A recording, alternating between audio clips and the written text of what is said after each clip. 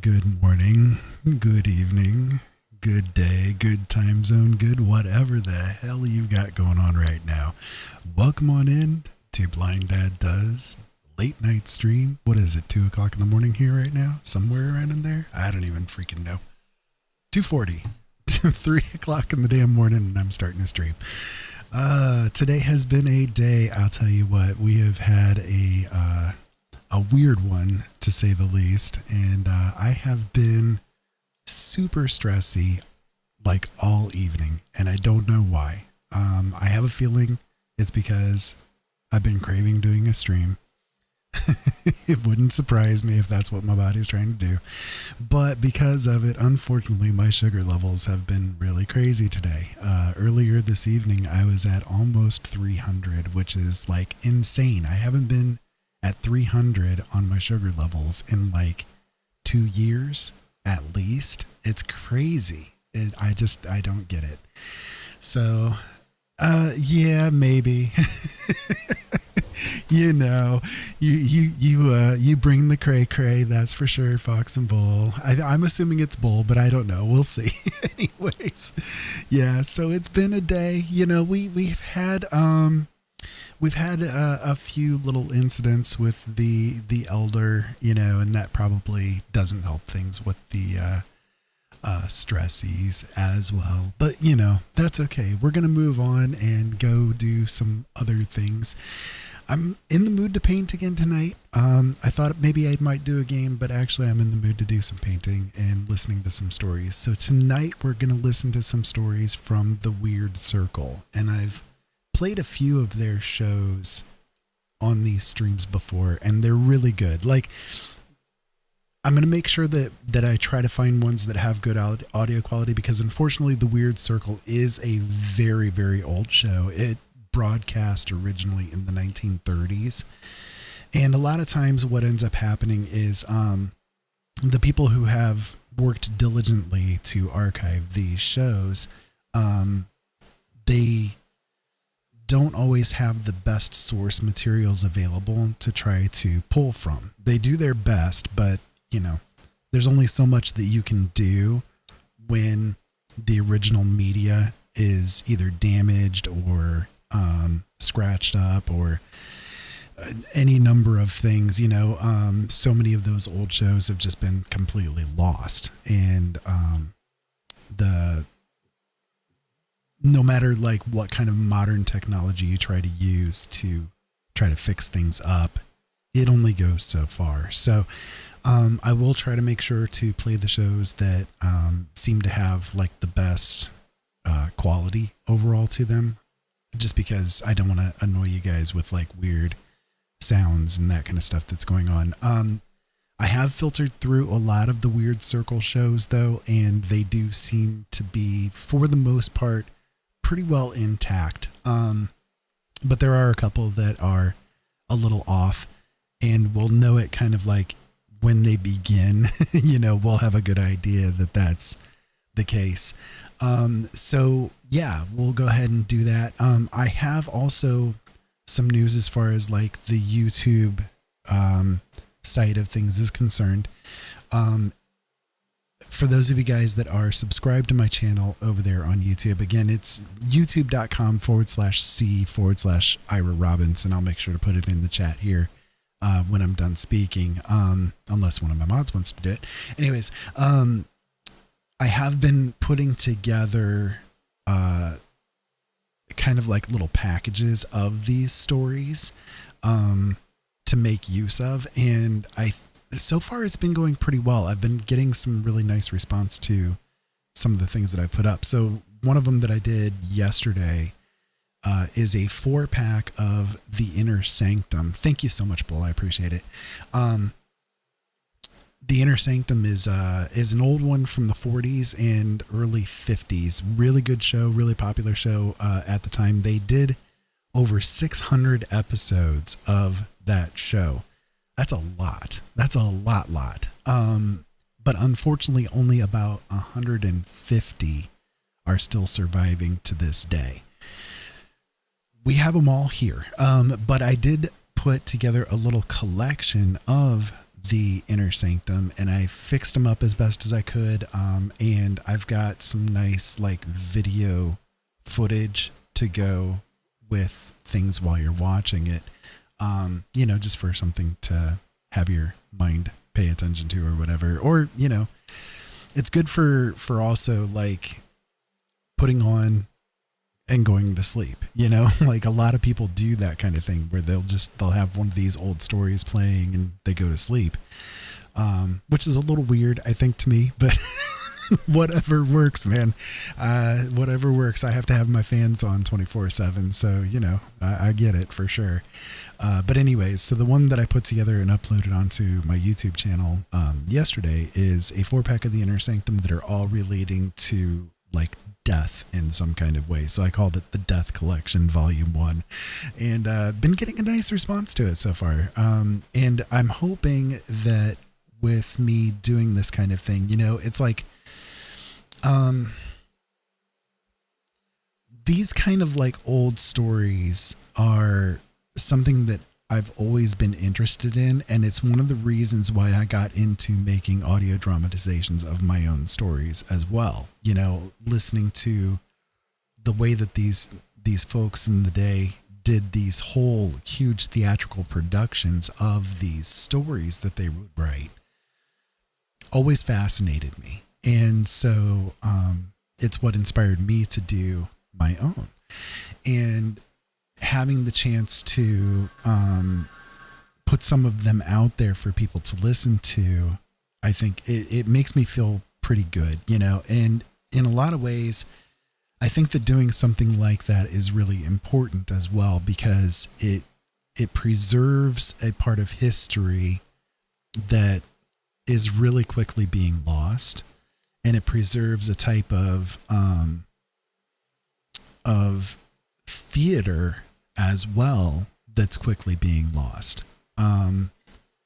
Modern day, is all about the video, in so many ways, and it's rare that you find people making productions out of stories in an audio only format. Yes, there are audiobooks and that kind of thing, but that's a little bit different, I think, because you're not just like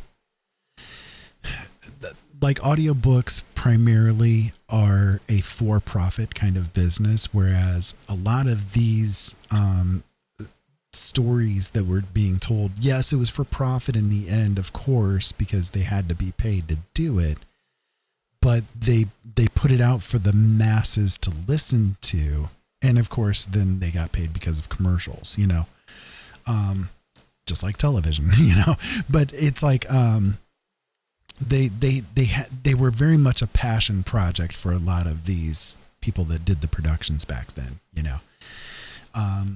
and I think that it's kind of a medium that's being lost a lot today. So I feel like me doing this kind of thing is in some way contributing to the preservation of some of these old stories that people would tell.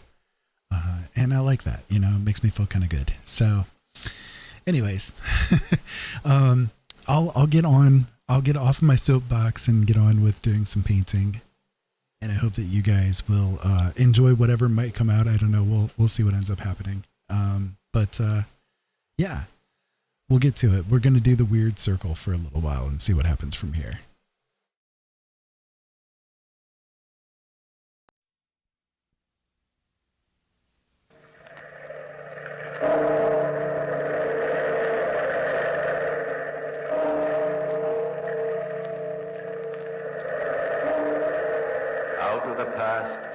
Phantoms of a world gone by speak again the immortal tale, the Bell Tower.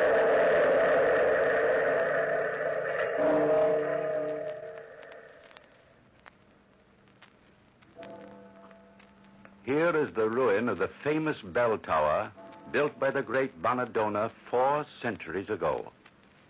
It doesn't look like much, does it? A heap of rubble, shapeless, covered with earth and black moss. If I hadn't told you it was once a bell tower, the pride of all Italy, you would think it was only an ugly rubbish pile. mercifully grown over by the jungle of time. But dreams lie buried here, and memories, and the ghosts of a man and his genius are said to haunt the spot. Some even say the spirit of Bonadonna's bell still tolls high up in the silent night sky. Others scoff, a bell cannot have a ghost, even if there were such things. But what is that ghostly sound? Surely no earthly bell ever sounded like that. Can it be that Bonadonna's bell actually does toll for its long-dead maker, though the tower that supported it is now no more? Or does the shade of Bonadonna himself still linger here, thinking back to the day he was called in by the chief magistrate of the town? I'm flattered, Your Honor, that the chief magistrate of so prosperous a town should have heard of the humble architect called Bonadonna. Your pretended modesty is not very convincing, Signor Bonadonna. But if I were responsible for the wonderful monuments you have built, I suppose I wouldn't be very modest either. Naturally. But there is only one Bonadonna. Perhaps you should start by imagining yourself Michelangelo and work up to imagining yourself the incomparable Bonadonna. Michelangelo was a very great artist. A beginner. He would have sat at my feet. Your views are interesting, Signor Bonadonna, but it was not to discuss art that I summoned you here. Spare the oratory, Your Honor. My time is valuable. To be sure. Briefly, Signor, our town has grown rich through trade with the Near East. And now, at last, we can afford the finest monument in all of Italy. The elders have voted to have you build the most imposing bell tower that your genius can conceive. Your town must be very rich indeed to afford my services. Never fear, the money is there. More than you have ever been paid before. And if you build a bell tower that will bring admirers from all over the civilized world, you will get a bonus of twice the fee agreed upon. That is an incentive. Can you fulfill it? I will erect a bell tower that will endure forever. Its fame will be known wherever men dwell, be it in palaces or caves. That, Signor Bonadonna, is precisely what we want. And I am just the man to do it. Always bustling with commerce, its harbor filled with proud sailing ships and the streets with sailors from all over the Mediterranean, the town suddenly realized what real activity was when Bonadonna brought his crew of masons and artisans. The chief magistrate and the elders came day by day to marvel as stone by stone and month after month the tower strained toward the sky. But there were some who grumbled at this amazing creation of Bonadonna's genius. I tell you, Bonadonna is mad. No matter how great an architect he is, he can't build a tower as high as this without a wider base. He wants to build it so slim and tall that people will wonder how it stands against even the gentlest breeze. Against the breeze, yes. But when the winter gales roar down from the mountains... it'll topple like a pencil stood on end. Take it easy. There. More bricks for you, Enrico and Cesare. Careful how you dump those bricks, Paolo. You want the whole insane tower to come tumbling down? Oh, you two are always grumbling. One would think you were better architects than Bonadonna himself. Better than he used to be? No. But Signor Bonadonna is not as sane and cautious as he once was. What? Are you hinting that he is... Crazy? Yes. You think he is not a maniac, eh, Paolo? That's right. We will prove it then. We are on the top of the tower, huh? How high above the ground are we? 200 feet. And Bonadonna proposes to build it another 100 feet, 300 in all. Yet the base is wide enough for a tower only half that height. Already you can feel it sway when the wind is strong. What will happen when the winter comes and the gales roar down from the mountains? Always you are asking that question, Enrico. And you never phrase it differently. This is no time for literary effect. Answer what I ask. Well, I don't know. I am no Bonadonna. He must have made allowances for the wind and earthquakes. With a huge bell and clock on top of the tower. The weight alone will be enough to pull the whole thing down. And when the gales roar down from the mountain... I know. Well, I will admit that my wife worries when I leave for work in the morning. And why, Paolo? Well, it's silly. You know how women talk. She says if the tower stands when it is 300 feet tall, it will prove that Banadonna is in league with Satan. Ah. That is a possibility, Cesare. Of course, Enrico. I had not thought of it. That would explain why he thinks it can stand on so small a base. And the gales that will roar down from the mountains will not tumble it to the ground. Banadonna, in league with Satan. Hey, you up there, what are you doing chattering and loafing? Get to work! Slave driver. Tool of the devil. The Lord will have vengeance for this blasphemous bell tower. He will smash it to the ground, and you along with it.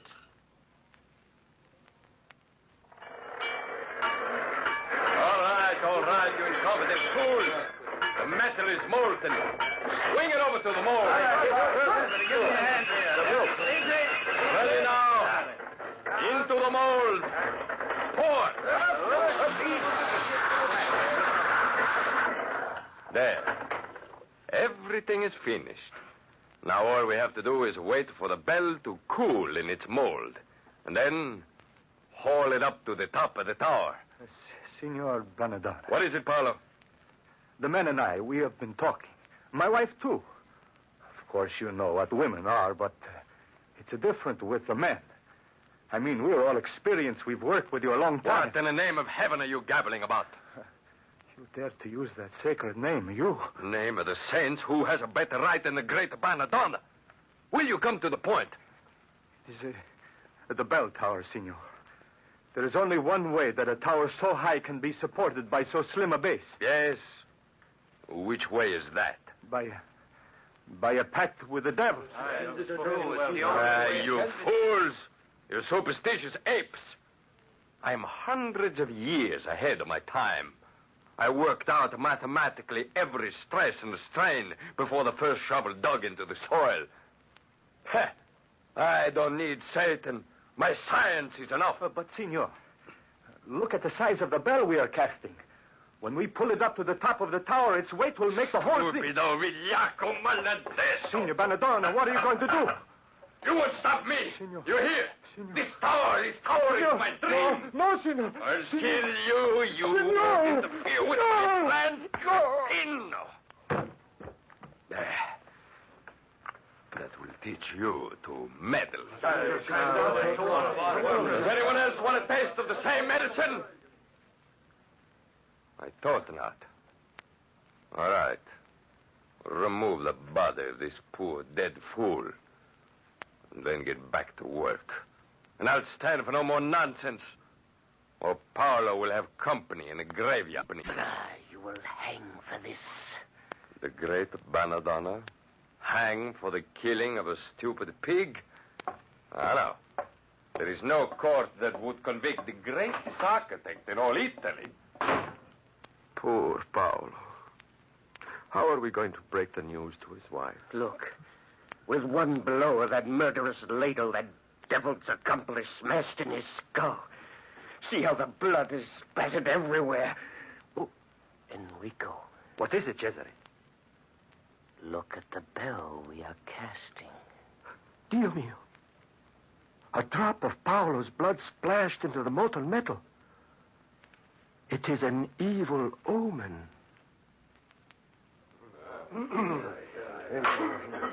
Your attention, please, worshipful elders of our fair town. We are gathered here to sit in judgment upon one Banadonna architect who has been accused of slaying one Paolo artisan. You have heard the testimony of the eyewitnesses. Now I will call the defendant to state his case. Signor Banadonna, what have you to say in your defense? If it please your honor, would you clear the court of all spectators and witnesses for the deceased? Very well. Clear the court.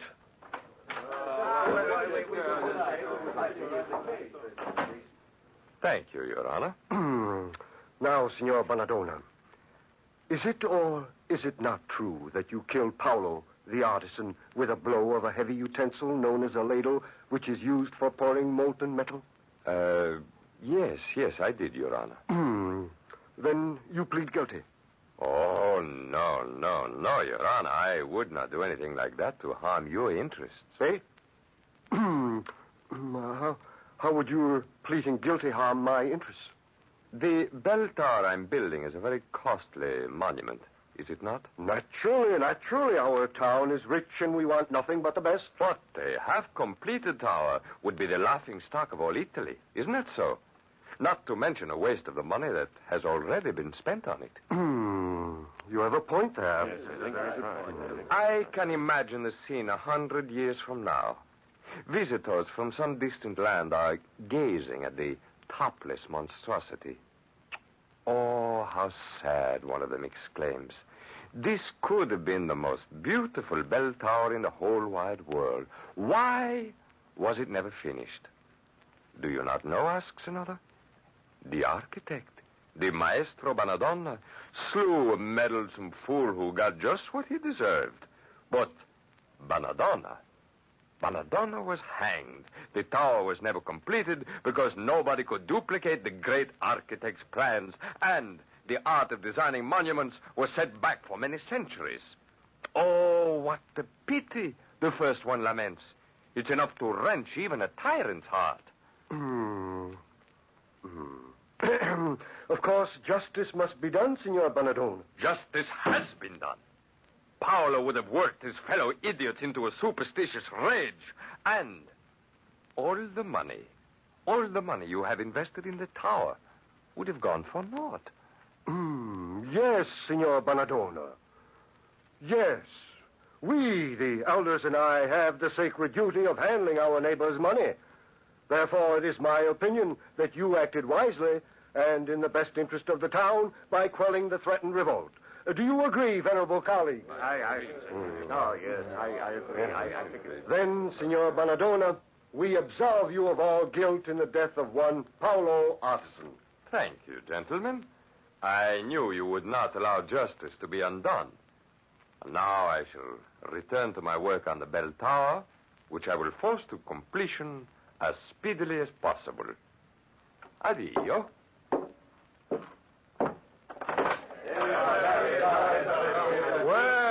Well, my faithful friends, the great Bonadonna is free.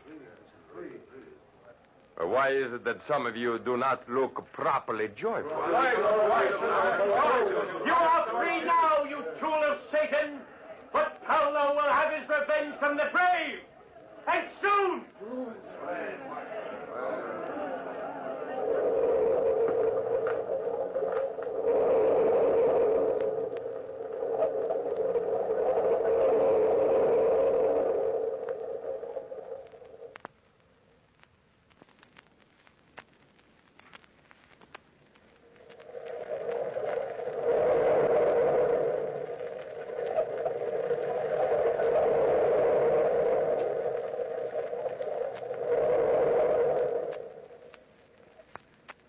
That drop of blood that splashed into the molten casting of the bell when Bonadonna killed Paolo, everyone said was an omen from beyond. An omen that poor dead Paolo would take vengeance on Bonadonna for his murder. Yet, nothing seemed to happen. But the day finally arrived when the bell was to be swung up to the top of the tower. And then, at last, the workmen felt that Bonadonna's time on earth was drawing to an end. Oh, what a beauty. The biggest and most exquisite bell that ever was made. Oh, but wait. What is this? A flaw at the nape of my beautiful bell. Oh, I will soon have this fault fixed. Just chip out the weak metal, scrape away the rough edges, and fill it in with this secret formula of mine. There is good as new. All right, everybody. We're ready to swing the bell into position. Grab the rope. Ready now. Pull. Easy now. Easy. That's it. Down a bit. All right, there you are. There. The bell is in place. Now, what have you to say, you ignorant jackanapes? You thought you could teach Bonadonna something about architecture, huh? Well, this bell tower will outlast you and your entire line of descendants. Perhaps it will outlast time itself. And now I start on a mechanism to strike the bell on the hours. If my tower is the wonder of Italy, my mechanical ringer will be the wonder of the world. I'm coming. The idea of waking up a man of my position at this time of night. Well, what is it? Your pardon, Your Honor. Forgive us for waking you so late at night. Yes, but it was necessary, Your Honor. It's urgent. Hey? Oh, you're two of the men who worked on the bell tower, aren't you? Yes, Your Honor. Yes. Well, what's wrong? Has an accident befallen Signor Bonadonna? No, Your Honor, not yet. That mechanism he is perfecting to strike the hours. He's working secretly on it at the top of the tower. Everything he needs is brought to the bottom, carefully wrapped up. He opens the door and takes the packages. He permits nobody to see what he's doing. I find nothing wrong with that. There are men who would sell their souls to learn Bonadonna's secrets. Perhaps that is how he obtained those secrets, by selling his own soul. Hey, what's that? Are you bringing a formal charge of witchcraft against Signor Bonadonna? Oh, no, Your Honor. Quiet, Cesare. No, Your Honor.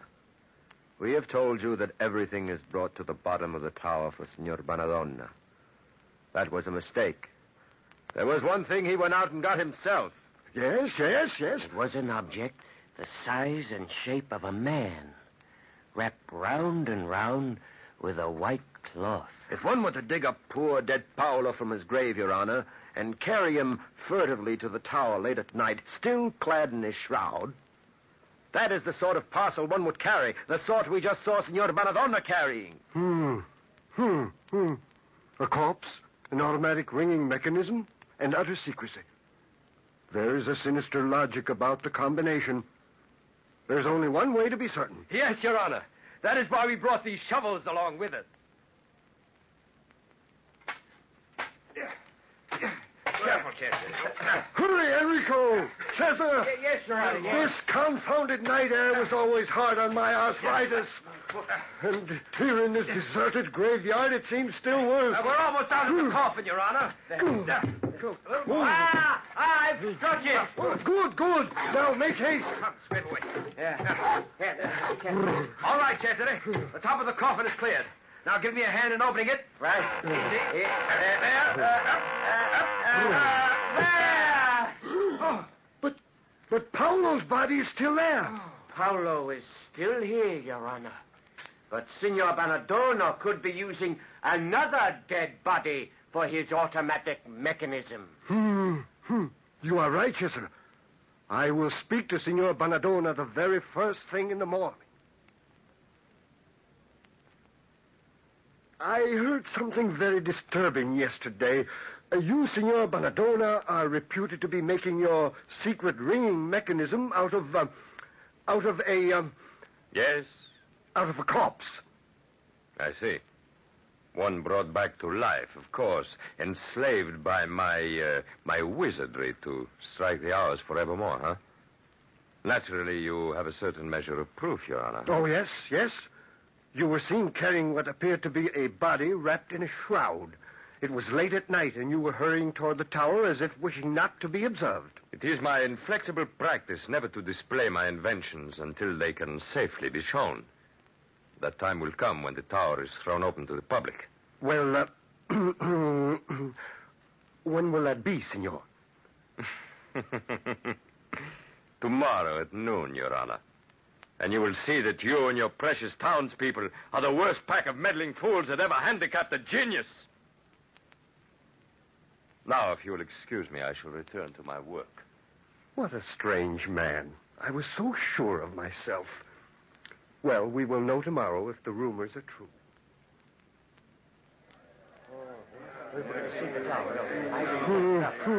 I can't understand what is delaying Bonadonna. The bell was to ring at the stroke of noon. It is noon now, Your Honor. I know, Cesare. That's what puzzles me. Signor Bonadonna is usually a man of his word. Maybe he found it necessary to make some very sudden changes, Your Honor. Yes, that could very well be. Well, we shall soon find out. I'll hail him. Signor Bonadonna! Oh, Signor Bonadonna! He doesn't answer. Naturally. He is probably much too busy. Well, we won't give him any more time to destroy the evidence. If we can prove a sorcery charge, we won't have to pay him a button. Open the door. It's locked. Then break it down.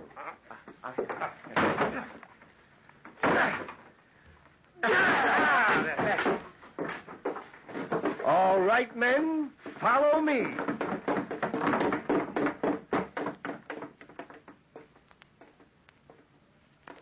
No sign of him here in the lookout room.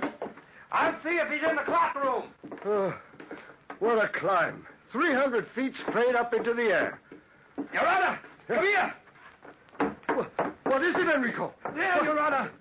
Against the bell. It's Signor Bonadonna. Dead. With his head bashed in just like poor Paolo. Serves him right if someone murdered him. But this was not murder, gentlemen. See? He was working on the bell with mallet and chisel. Evidently, he had not turned off the clockwork. And the heavy hammer of the automatic bell ringer swung round with tremendous power and crushed his head against the bell. Then the bell ringer is what we thought it was. No, Cesare. It is no reanimated corpse. Then what?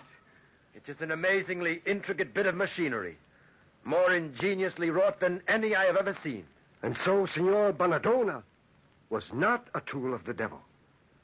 He was a genius, the greatest genius of our time. Then by whose vengeance did he die? Perhaps we will never know. From the dust he came, and to the dust he returns. Peace to your ashes, Bonadonna. The world of men is poorer for your passing. Has Enrico reached the top of the tower yet, Cesare? Yes, Your Honor. Then give him the signal. All right, Enrico!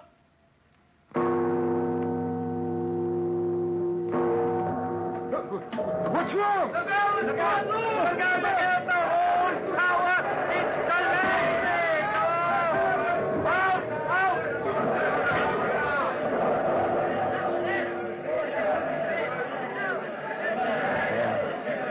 It landed directly on Bonadonna's coffin.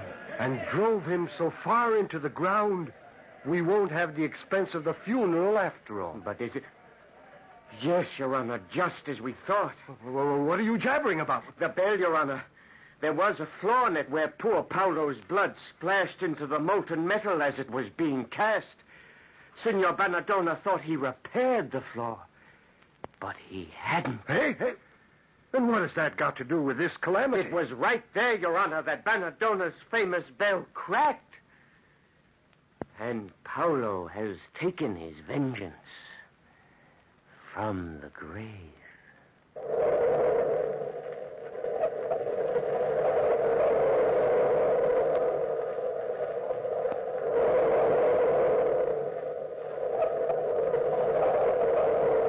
From the time-worn pages of the past, we have brought you the Bell Tower. Bellkeeper, toll the bell.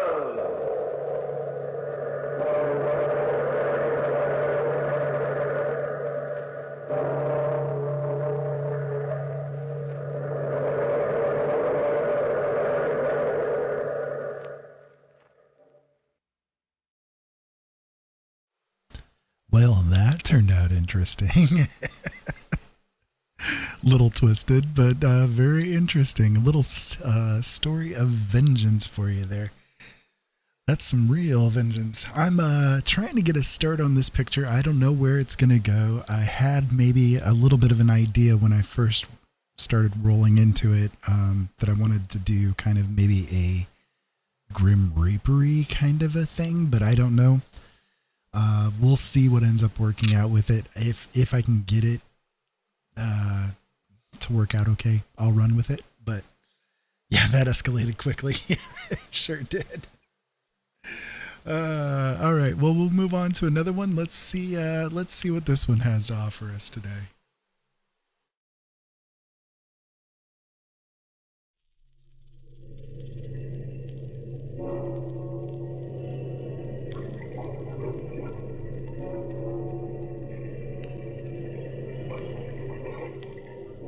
Out of the past, phantoms of a world gone by speak again the immortal tale, the wooden ghost.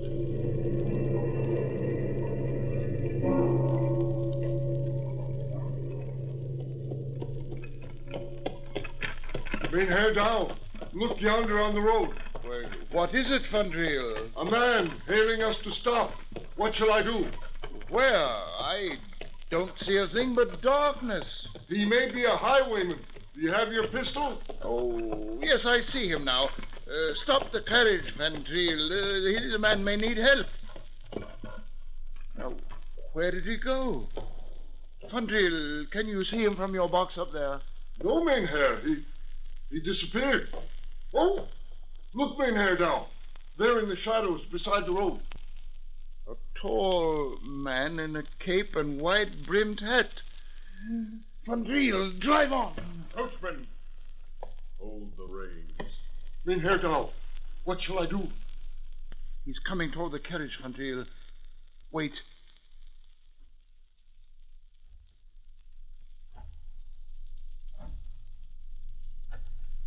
Are you Mynheer Gerard Dow? I am. What do you want? I have been waiting until your return from Rotterdam. You are the uncle and guardian of Rose Falderkoust, I believe. Yes, I am. Tonight, by the clock of the Stadthurst, I will call at your studio in Leiden to see you on an urgent matter. Yes, but what urgent matter is it, Mynheer? I will tell you of it then. Here is my card. Expect me at 7. Good evening to you. Good evening. Mynheer Dow, what kind of a man is he? I could not see his face. Nor could I, Vandriel. It was as if he had no face. Oh, the saints protect us. Drive away from here as fast as you can. Get up there. Get up.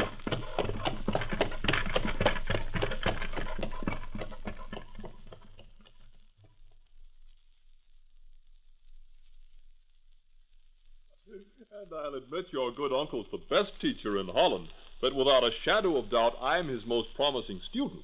But I can't understand how you, Rose Felderkoust, can expect anybody to paint a portrait of a man without a face. But, Godfrey, I told you I've never seen his face. Well, then when did you first meet him? Oh, long ago, when I was a little girl. And Uncle Gerard and I lived in Rotterdam. One day we went for a long walk outside the city and ate our lunch on the steps of an ancient house that's fallen to ruin. The statue was there, life-size, in a niche in one of the walls. It was carved of wood. Since that time, I've dreamed of him every birthday. You mean all this is a dream? Of course, you didn't think he was real, did you? Oh, the saints preserve us, he's a dream. Of course I thought he was real from the way you spoke of him. Well, perhaps he is after all. How else do the gold coins appear so mysteriously on my dresser every birthday? Why, Rose, my darling, I really think you believe in this dream ghost or whatever you call him. He wishes me well. He looks over me, brings good luck. Why shouldn't I believe in him? Of course you should if you want to. Rose, where are you? Here, Uncle Gerard, with Godfrey in the studio. Oh, I thought he wasn't returning till late tonight. Something must have happened. Oh, dear, what a trip. 2 hours of being bounced and jostled in one of Vandriel's infernal carriages. I'll never rent another one from him, never. Was it so bad, Uncle Gerard? You do look tired. I do I?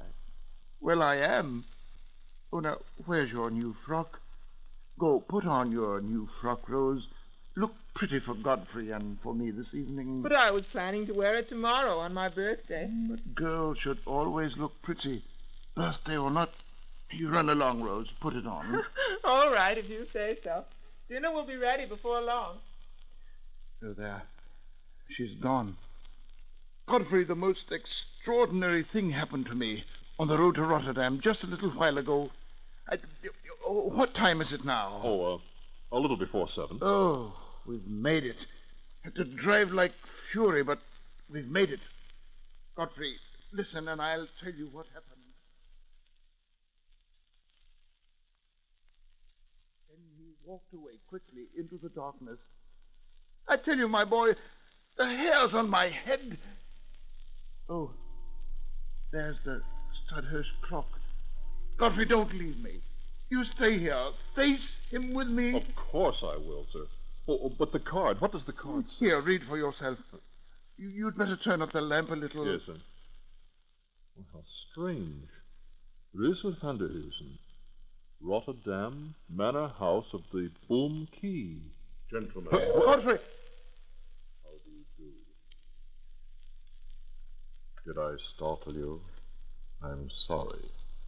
My appointment was for 7, I believe. Yes, of course, it was for 7. Come in, sir. Welcome to my house. Thank you, but I can stay only a few minutes. This young man... Oh, forgive me. He is Godfrey Schalken, a student of mine. Is he to be trusted? Trusted? Oh, indeed. He's a friend as well as a pupil. Then perhaps he will do an errand for us. A matter of fetching a box for my carriage. If Herr Dow wishes me to. Indeed I do, Godfrey. Our visitor's wish is mine. It's a small box, resting on the carriage floor. Will you bring it to us? Why, I'll be happy to do so, sir. Now, what can I do for you, sir? You are the guardian of Rose Felderkaust, I believe. She is your ward. Yes, that's right. I am prepared to offer her 5 times the future she has a right to expect from a husband. You are asking for the hand of my niece. I don't believe she's acquainted with you. But it is a tempting offer from so fine a gentleman as you. Then it is only necessary to sign the engagement. I have the paper with me. But under the circumstances, well, I think it best to consult with my niece about such unexpected business. As you wish, after the engagement is signed. Here, there's ink and quill on the table. But let me call my niece. You are not content? Another day, sir, when I know my ward's inclination. Time is too precious, not another hour. But I do not know if... Write your name to the engagement. Yes, as you say. There. It is done. Speak of this to your ward when I am gone. Tell her the time has come. Tell her she need have no fear, that with me she will be safe from harm forever. Say I will return during the first hour of her 18th year. Tell her Reuzel van der Heusen will watch over her, as he has done from the moment she was born. Yes, I will tell her what you say. Here's the box. It's as heavy as a block of lead. Now it is in your hands, Herr Dow. Assurance of my promise. Good night. But must you go? Really, my niece... Tell her I will return. Good night. Herr Dow, you've gone white with fear. What did that man say to you? Oh, the saints forgive me, Godfrey, for what I've done. What do you mean, sir? What happened? He took the paper with him. Godfrey, call Rose to us, quickly. Here I am, Uncle Gerard. All got up in my newest frock. I even pinched my cheeks to make them rosy.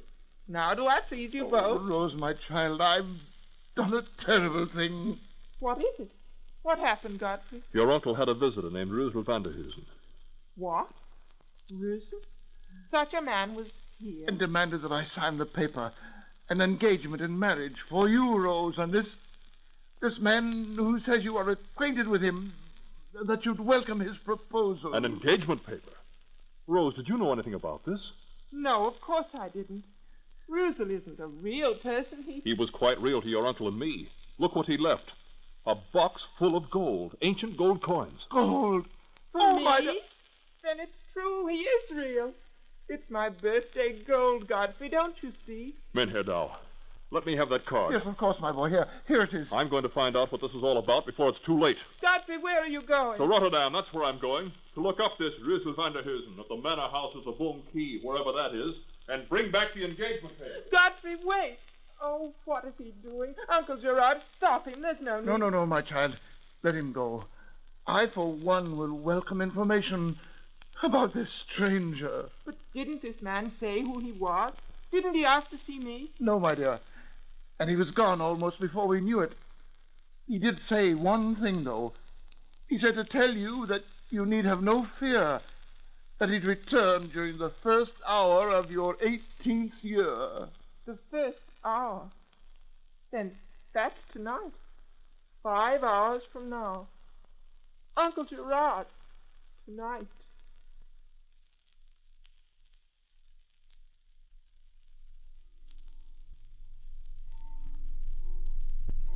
Rose Feltic House.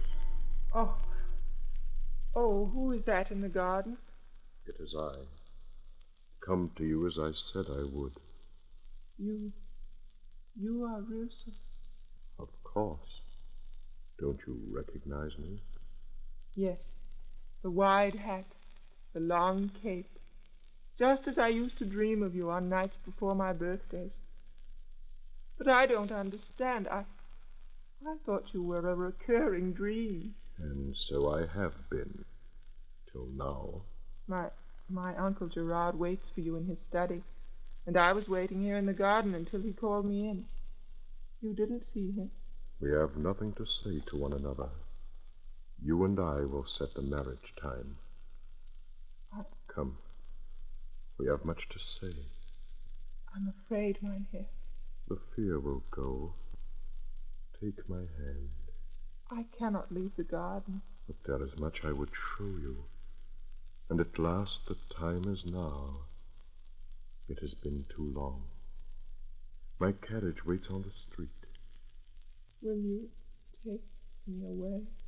Only to show you wonders. To have you say you love me. With an understanding heart. Come.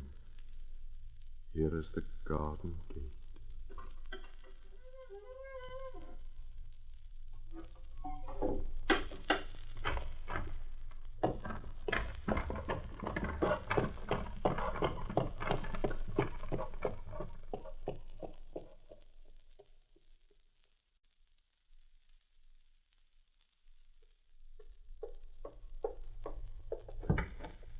Menherdau, where are you? Oh, Godfrey. Oh, it's you. Oh, thank heaven you've come. The saints preserve us, my boy. We are dealing with a demon, my boy. Rose, where is she? Gone into the night with that demon stranger. But where? Why didn't you stop them? Oh, I'm an old man. I cannot stand this harrowing business. He returned a short while ago, just after midnight, and then I thought I took precaution. Rose was in the garden, and I waited here for his knock on the door. But he didn't come, and when I chanced to look out, he was helping Rose into a carriage. And in a moment they were gone. Which road did they take? Toward Rotterdam. Oh, you must have passed them, surely. Yes, it was one of Hans Riel's rented carriages speeding along the road. What'll we do? Where has he taken her? To Rotterdam, no doubt, to one of his luxurious houses. Menherdau, this man has no houses. In Rotterdam, there is no such place as the Boom Key. What do you... Why, there must be... It doesn't exist, I tell you. But what I did find out is enough to make your heart stand still. What, my boy? What did you find out? The manorial records do list the Van der Heusens, giving their residence as the manor house of the Boom Key. But Russell van der Heusen has been dead for 3 centuries, and the line ended when he died. Menherdau, Rose is engaged in marriage to a dead man.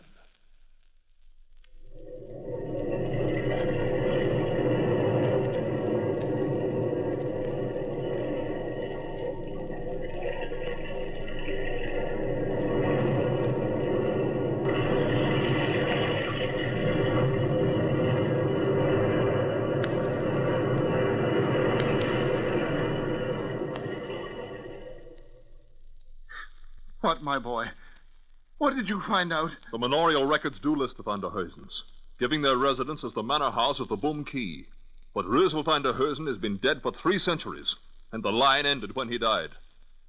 Mynheer Douw, Rose is engaged in marriage to a dead man. A dead man? But, Godfrey, he was real. He was no ghost. How can you know that, Mynheer Douw? To us, he appeared to be nothing more than a large hat and a flowing black cape. What is underneath them? A man or an invisible being? Well, and the gold, Godfrey. The coins are ancient ones, antiques. Even the dates, you see, more than 3 centuries back. His apparel, too. He wore a costume out of the past. But what shall we do? How do you look for a ghost? I don't know. But we must find them. And Rose, what can this dreadful sympathy be? There's bound to be more to this than we could possibly know. Mynheer Douw, the carriage. It was one of Van Driedel's. I know it was. And this stranger must have rented it. Put on your coat. We're going to find Rose. But how, my boy? What do you intend to do? Van Driel will tell us where he was directed to go. If somewhere there exists a ghost world belonging to this dead man, we'll find it, even if it's beyond the common strength of man to do so.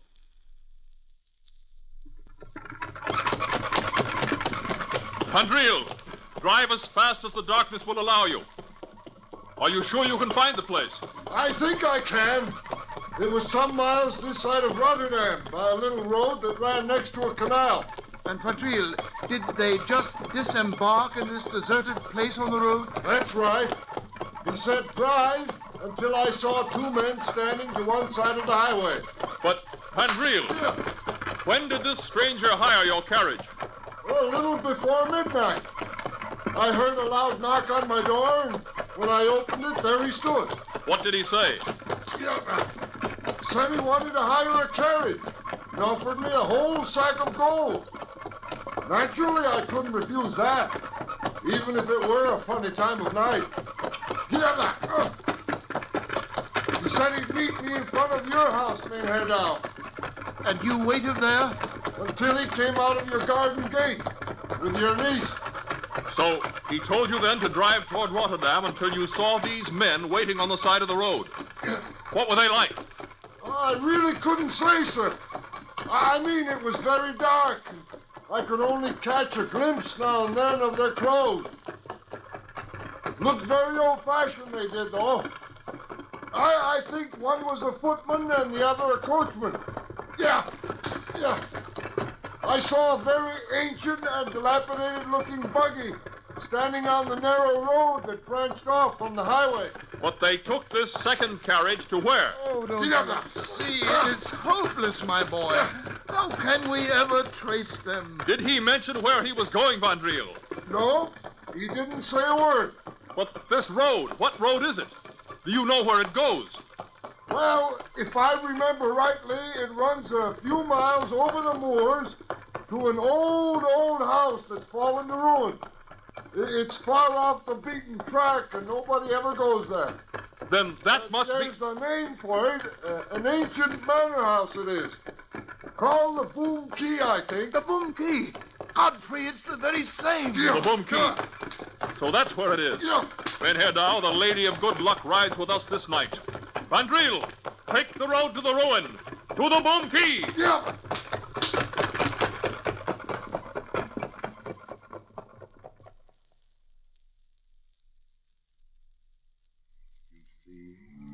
There is nothing to be afraid of, my Rose. We are at home. But let us come another time, Mynheer. It's so dark here, and there's lightning in the western sky. I will protect you, even from the lightning. Look, is the manor house of Boom Key to your liking? Boom Key? Is that where you brought me, Mynheer? It is our home, and you will be a lady here, with beautiful gowns and servants, anything you desire. I was here before, long ago. I know. I remember it well. You were a little girl then. But who are you? I don't ever remember seeing you before, except in my dreams. Mynheer, I don't understand. Who are you? I am one who has waited beyond the generations for this night. when you would come to me. But I'm afraid. I don't like it here, Mynheer. Take me away back home. Please take me away. I cannot now, my Rose. The risk is too great. Come. There is nothing to fear. Take my hand. No. But we have much to say. We must set the wedding day, and I would show you treasures and shower you with precious gifts. The statue. There in the niche. That's where the statue was. You remember it then? It was a statue of myself. Where is it now? Come with me. I will show you. But where would you take me? To the tower. There you can see the splendor of the Boom Key. All that I offer you. For a bit of affection in return. A bit of love in exchange for the outrageous riches of a king. Oh, take me away. Take me back. This is but a ruin. There's nothing here except decay and the feel of death. But that's not true. There is beauty here. I have tended it all these years. Just for you. Then why do you hide from me now behind that cape and hat? Show me your face so that I won't be afraid. Come then, and I will show you. Come with me to the tower. Here are the stairs. The tower stands alone in the ruins. The stairway is open to the sky. But then, will you take me back, Mynheer? My uncle, he will grow alarmed. He's an old man. He loves you, too. How can you love me, whom you have never known, Mynheer? How? It began very long ago. She was as beautiful as you. Limpid brown eyes and dazzling cheeks. And her hair was like the shining ripples of the canal water. But what was her heart like, my Rose? It was like a stone on which the frost sits. And she betrayed me. Who was this woman? Look, here from the tower, the fields of tulips. Stagnant marshes they are. The abbey and the windmills. Piles of musty stones. She would have had it all. But she betrayed me. Who betrayed you so, Mynheer? Oh, my Rose, now you can save me. A man who has never loved, who can never die till he feels the warmth of a woman's heart. Say you love me now. Say you do. No, Mynheer, take me away. Please take me away. But she was your grandmother, 4 times removed, and I loved her more than I loved my own life. And even as you, her name was Rose. My namesake? She's been dead 3 centuries, Mynheer. Even as I. And when she betrayed me, I stood here in the night time and climbed here to the tower's ledge, and my body dropped from this height to the ground below. Mynheer! But I could not die. My ghost lived on, hungry and cold for the want of a woman's love. And none will set me free save yours. My love. Because you are the first girl child of your line, since she betrayed me. And I have waited and tended the Boom Key, and longed for the time when 3 words from your lips would unbind me from the earth. You are a ghost. You are a dead man. Don't turn away from me. Look at my face. No. The statue. The wooden statue. It is the only physical being I know. Stand back from me. Is it such a frightful thing? Rose, say the words that'll send me on my way. Is your heart so empty of a gift of kindness, even as hers? Below in the cellars of Boom Key are coffers of precious gold, and I offer it all to you for 3 small words. Help me! Rose! Look! There she is in the tower! They have come to take you away. Godfrey, the stairway to the tower. You see? It's open. into the sky. I have waited 3 centuries for this night and for you. They shall not take you back. What will you do? Mynheer, come back! Come back! Godfrey! He's coming down the stairway. He has a sword! Andril! Mynheer Dow! Look, there he comes! Stay back! He's brandishing a sword. Mynheer, I beg of you, do them no harm for my sake. I will say anything you wish, for my heart cries with pity. Is not compassion enough? Then I do love you with grief, Mynheer, and I would have you free. Do you hear me? Do you hear me, Mynheer? I love you with sorrow because you are lost, and I would have you free.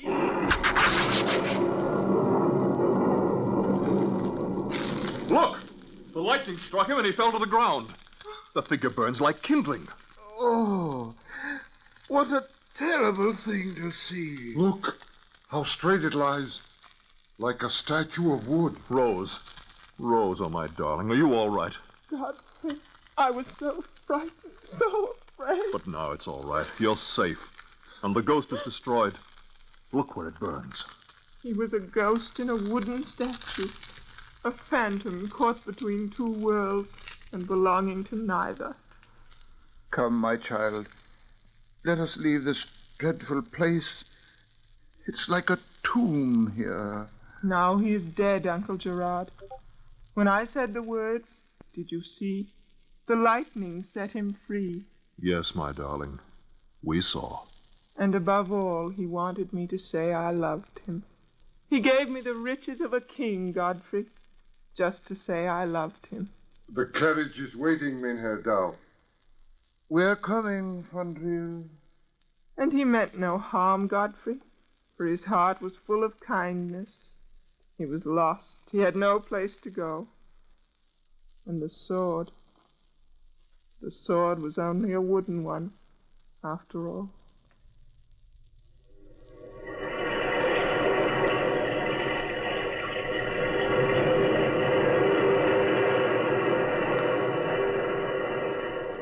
From the time-worn pages of the past, we have brought you the story, The Wooden Ghost. Bellkeeper, toll the bell.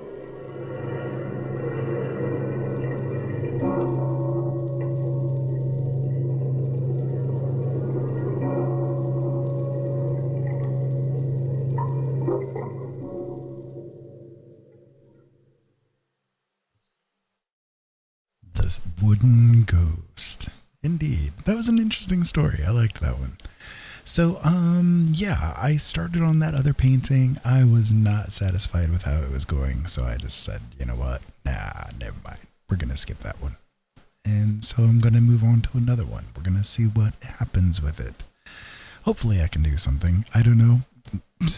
I mean, if nothing comes out of tonight, that's fine. At least we're enjoying the stories and having an interesting time together, right? Nothing like a little bit of throughout the night horror stories and stories to creep you out and things to make you go, ooh, that was kind of eerie. Let's see what else is on top from the Weird Circle.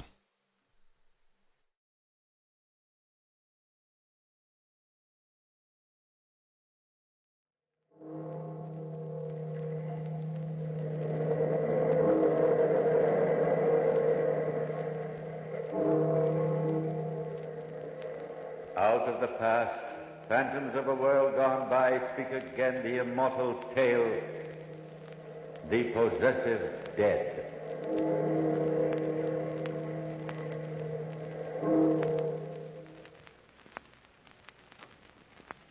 I know superstition dictates that it's bad luck for a young man to see his bride the evening before his wedding. However, Michael and I were 2 lonely people in a big, wintry city, and we were not at all addicted to belief in superstition. We had known each other since we were children, and I had loved Michael as long as that. He, on his part, claimed to have loved me even longer. It was the warm kind of love, The kind that grows on you and stays, believing and never wavering. Yes, Michael and I did see each other the day before we were to be married. In fact, we went shopping together. We entered one of the dusty little shops Michael loved so much.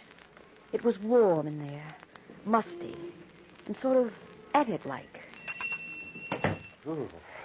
Oh. Well, it's warm in here anyhow. But what a funny little place. So much stuff. I never saw so many old things together in one place. And look. Look, Michael, the shopkeeper. He looks exactly like a gnome. Baldest head I ever laid eyes on. Good afternoon, sir. Good afternoon. Can I help you? Oh, thank you. We're just looking around. Anything in particular you'd like to find? Well, to tell you the truth, I was looking for an odd piece, something unusual for a paperweight. A little curiosity of some sort. Well, just look around, sir. Perhaps you'll find what you want. Oh, thanks. Say, there.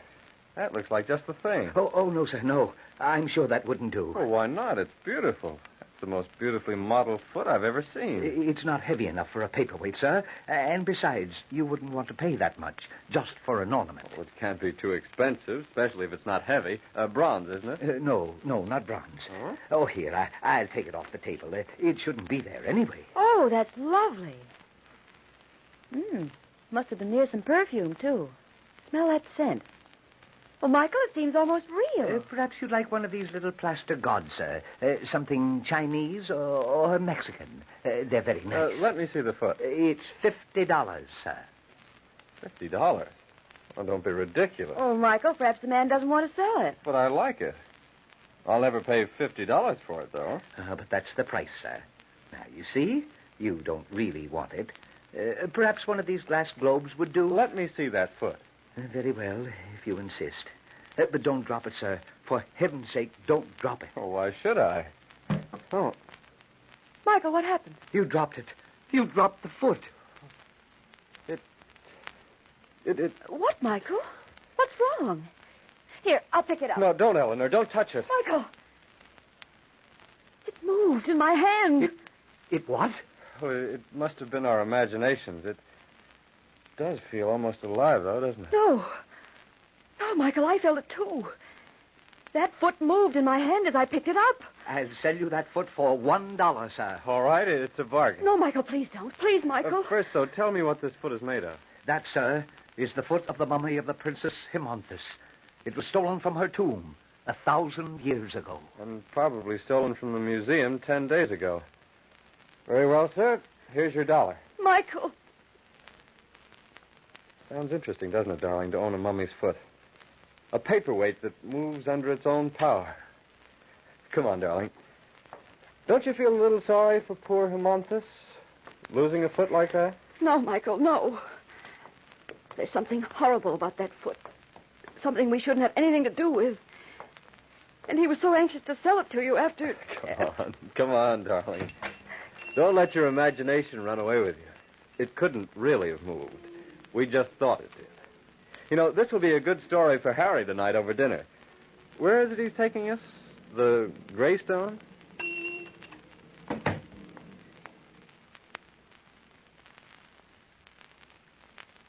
I hardly felt the bitter cold outside as we walked away from the little shop. My only feeling was one of apprehension. I could still remember the horrible sensation I had as that little foot had squirmed in my hand. No matter how Michael might try to joke about it, I knew he was mystified, too. And I knew that some compulsion other than his own had made him take the mummy's foot. It wasn't until after we had deposited the thing safely on Michael's desk and were having dinner in a brightly lighted restaurant that I began to feel better. Our host, Harry, was to be Michael's best man the next day, and he was an old friend of both of us. As Michael told Harry the story, the horror of it seemed a little foolish, as such things will when you're in gay public places. And the funny part of it was, Harry, that if it hadn't been for such a tiny foot, you might have sworn that it belonged to the shopkeeper himself. He looked enough like an Egyptian mummy to be one. Well, I'm surprised they don't let you buy it at all. Doesn't sound like a very pleasant thing to have around. I couldn't talk him out of it, Harry. I believe he was enchanted. Enchanted by an Egyptian and a mummy at that. Michael always was quite a Don Juan, or should I say quite an Antony. Hey, there's a little bit of something I'd wrap up and take home, mummy or not. Well, where, Harry? Oh, see?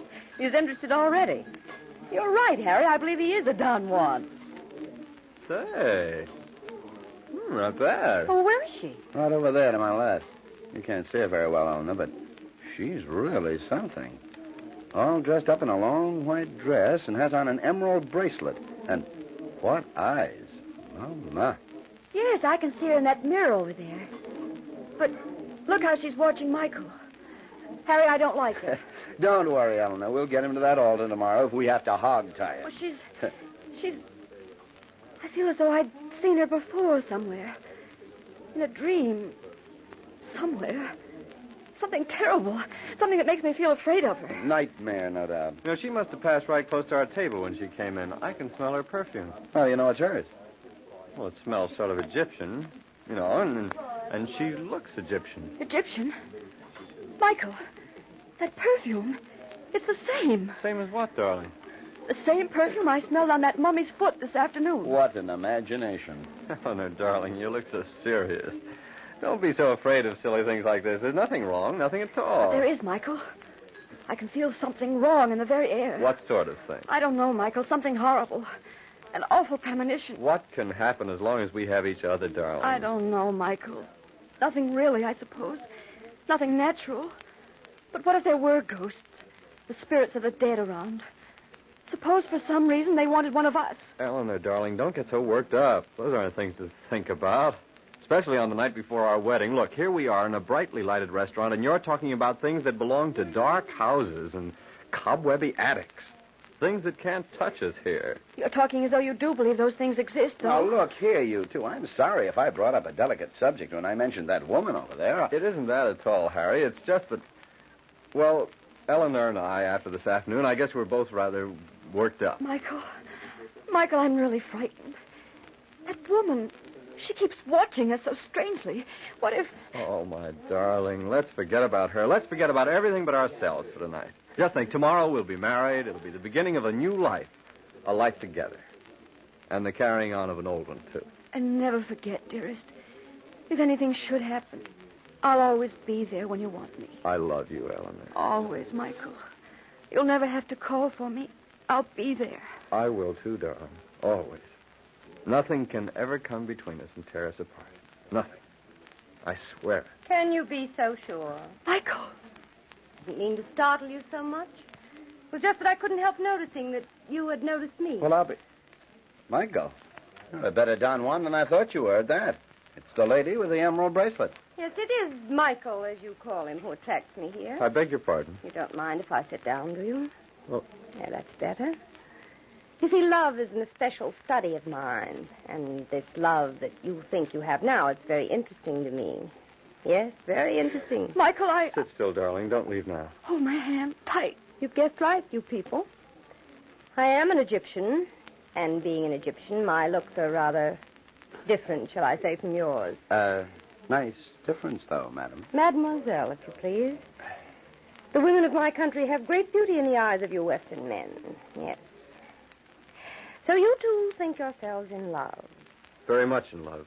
Well, who can say what love is, unless they've felt it through centuries? I know what love is. It's growing together, being a part of the one you love. Why, Michael and I have grown up together, loved each other for years, 15 years at least. 15 years? Nothing. What if it had lasted 30 centuries? That's ridiculous. Is it? Well, my little one, we shall see. There is a love which has lasted that long. And almost it is consummated.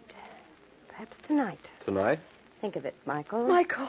And this little love of yours, 15 years. It will be no more.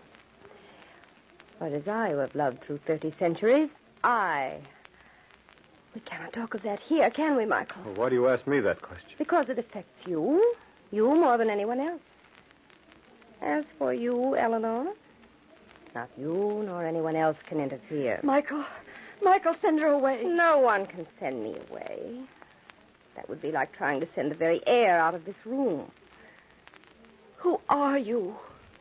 I'm a woman of Egypt. What is your name? Name? What is a name except a tag for the living? My name is Hermonthus. Hermonthus? Just a name like any other. I'll leave you now. But I will see you again. Hermonthus. What's wrong with that? That was the name of the princess.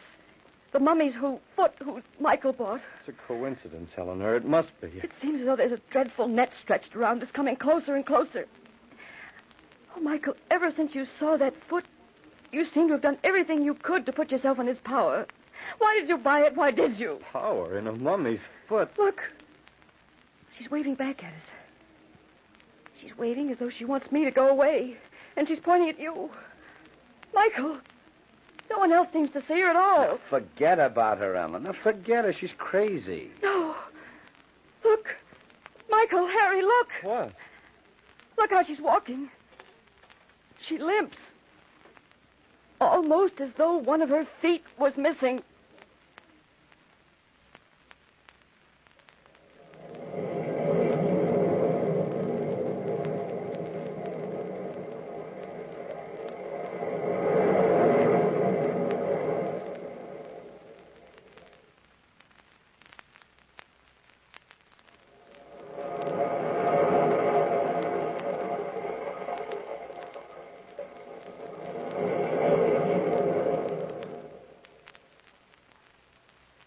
Michael even tried to laugh at my noticing that horrible limp.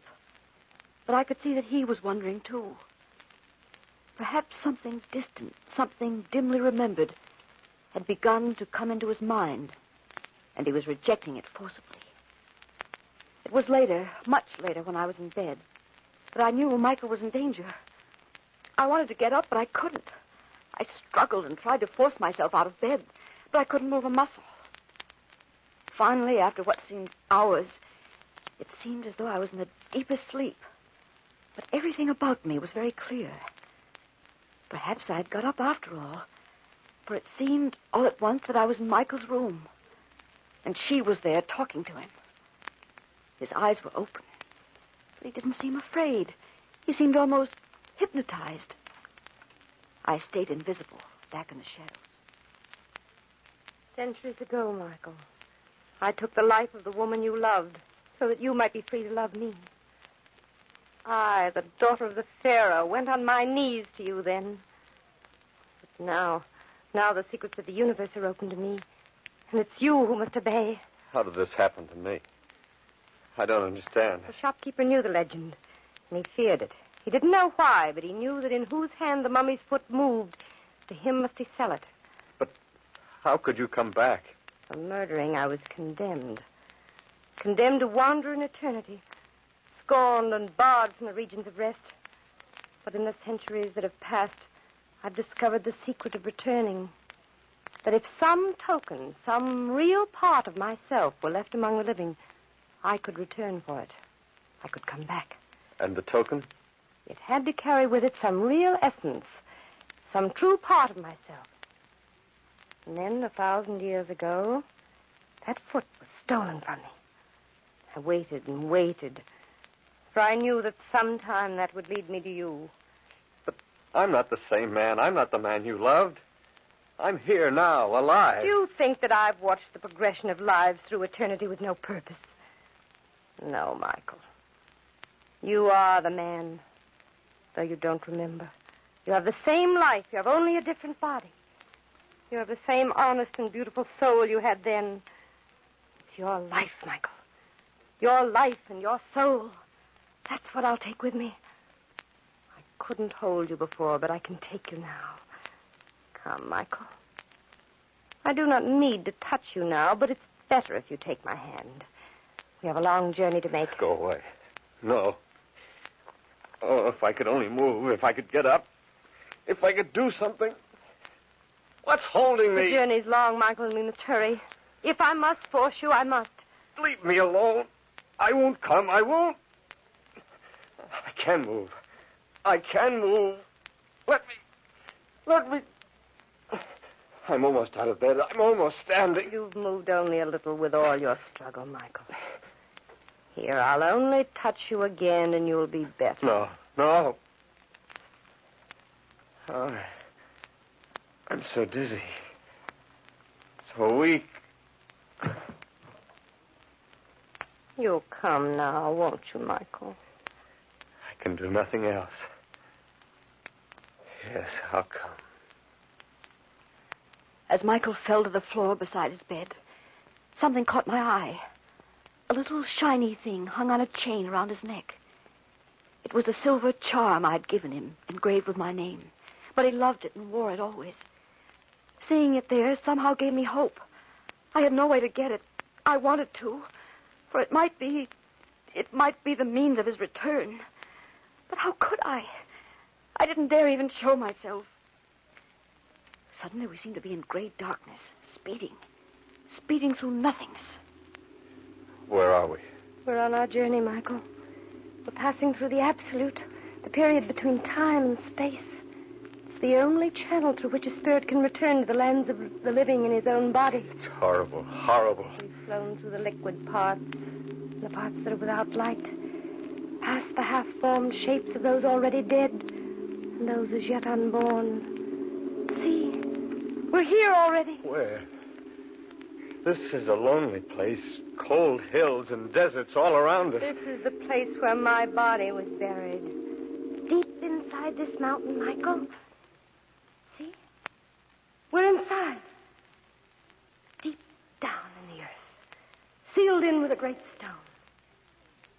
This is our home, Michael. Where we'll be through eternity. Sealed in a tomb? No. Never. Let me out. Let me out. Shouting will do you no good, Michael. Here is where no man ever comes, into these tombs.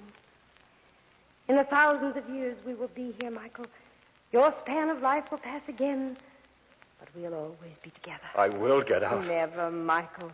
You've left nothing behind in the world of the living that is strong enough a part of you to take you back. Eleanor is strong enough. She's a part of me. Your love for Eleanor is strong, Michael, yes. But it's not enough. For love or hate can only take your spirit back to the land of the living. Your spirit alone without your body. And would a disembodied spirit be any comfort to Eleanor? But Eleanor is a part of me. No, Michael. For your body to return, you would have to have left a material possession behind. A material thing is needed to take back your material body. Some material thing that represents your love would be strong enough. But I must have left something. Something. The one thing that possesses all those requirements, Michael, is that charm you're wearing around your neck. The charm? Yes, that's part of me and part of Eleanor, too. That will be strong enough. But you see, Michael, that's here with us. I'll throw it. I'll throw it into the darkness there at the far end of this place. Maybe it'll go back. Maybe it'll find its way back to her. No, Michael, no. Nothing can find its way back. It must be taken. But your foot, that's still there. We can go back through that. You left that behind. I will go back, Michael. Alone. Yes, I'll make one more journey back, Michael. And then we'll be here together forever. Here. Here, to take the place of that which you have thrown away, take this ornament. It will remind you of me while I'm away. No, Moses. Come back. I'm going with you. Let me out. Let me out. Let me out. But Amanthus had gone. Already she had disappeared into the shadows. And Michael, still clutching the little green plaster ornament she'd given him, beat helplessly at the stone walls of his ancient prison tomb and shouted vainly for help. I kept watching the little silver charm he had thrown into the darkness, and still I struggled against nightmare forces to get it. And suddenly I knew I'd won. I could reach for it. I could feel it. I had it at last in my possession. After that, everything was blackness. A flash of light that was the morning sun brought me back to consciousness. My relief was tremendous. I felt that I'd thrown off a great weight when I found myself safely in bed. Oh, there was someone knocking on my door. Miss Helena! Miss Helena! Oh, yes? Who is it? Mr. Bays, your superintendent. You asked me to call you. It's late already. What? Who? Where am I? Come now, it's past 10 and you must be up. It's your wedding day, you know. My wedding day? All right, Mr. Bays, thank you. Why, what is it? Is anything wrong? It was there. There in my hand. I felt it first and was afraid to look at it. When I looked, it was. Yes, the silver charm. What's happened, Miss Helena? Can I help? Then it hadn't been a dream after all. Somehow, by some unaccountable mesmeric force, I must have left my bed and gone through all those horrible experiences. But they weren't real. They were things of another world. And Michael. What about Michael? I kept the charm in my hand as I dressed and ran out into the streets. As I ran through the crowds, I kept murmuring to myself, almost as though it was a prayer. Let him be there. Oh, please let him be there. Even as fast as I ran, someone caught up with me. A hand was placed on my arm and held me back. Eleanor, what's the matter? Let me go. Let me go. Don't try to stop me. Eleanor, it's Harry. Oh. Don't you even know me? Oh, Harry. Harry, thank heaven it's you. Come quickly. We flew across town in a taxi. I've been too excited to think of that before. Everything was still too weird. At last, we were at Michael's. But when we reached his door, he didn't answer. Hey, Michael. He isn't there. Oh, Harry, he isn't there. He isn't. He'll be back in a minute. Open the door, Harry. Go in quickly. We may be too late. Boy, he's really sound asleep. Look, he even fell out of bed and didn't wake up. Oh, he's all right. Just asleep. I hope so. Michael. Michael. Oh, help me, Harry, help me. I brought him back this far, but we have to wake him up. We have to. If we don't now, he may never wake up again. Come on, old man. Wake up. Hey. Don't shake him that way, Harry. Here, let me. Michael. Michael, my darling, come back. Come back. Let me put this in your hand so you'll know it's really here. This charm, Michael. Our charm. See? I brought it with me. Harry, the foot. Give me the foot. Is it still on the desk there? Oh, it ought to be, unless it's walked off by itself. Oh, don't say that, Harry. On the desk, did you say? I don't see it here. And she did get it. Oh, Michael. Michael, Michael. Eleanor. Huh. Eleanor, it is you. Michael, my darling, you've come back. We're safe. The foot's gone, but look, there in your hand. It's a little green plaster ornament. Then it wasn't a dream. But those things, how can such things be? We'll never understand, Michael, never. How a force can be so powerful, so horrible. It's better not to understand. But Eleanor, she can come back. Her body can come back. The ornament, that might be her power now. Give it to me, Michael. What are you going to do? I'll crush it. I'll destroy it. I'll make powder of it. She'll never come back through this. It's the end of her passport to the land of the living. Eleanor, what's that? Look, there on the floor, the powder from that ornament. It's formed itself into the print of a tiny foot.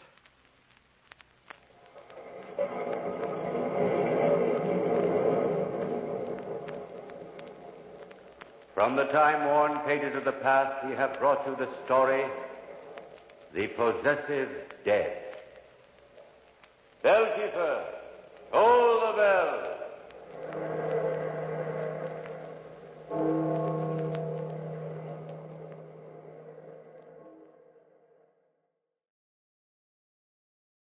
The Possessive Dead. Quite an interesting little story there. Hey, Belial, how you doing tonight? Yeah, I don't sleep this late very often. It's kind of a thing, unfortunately, but hopefully you're having a good morning. I'm assuming that you and Ray are on your way to work, and if so, well, I hope that your day is good. We're just listening to some stories as I'm trying to do a little bit of art here. I started on one piece, kind of failed with it, and decided, well, let's try a different one. And I'm kind of failing with this one a little bit too, but it's got an interesting little start, I think. So, I don't know, we'll see what works out from here. But how are you doing today? Hope you're doing okay.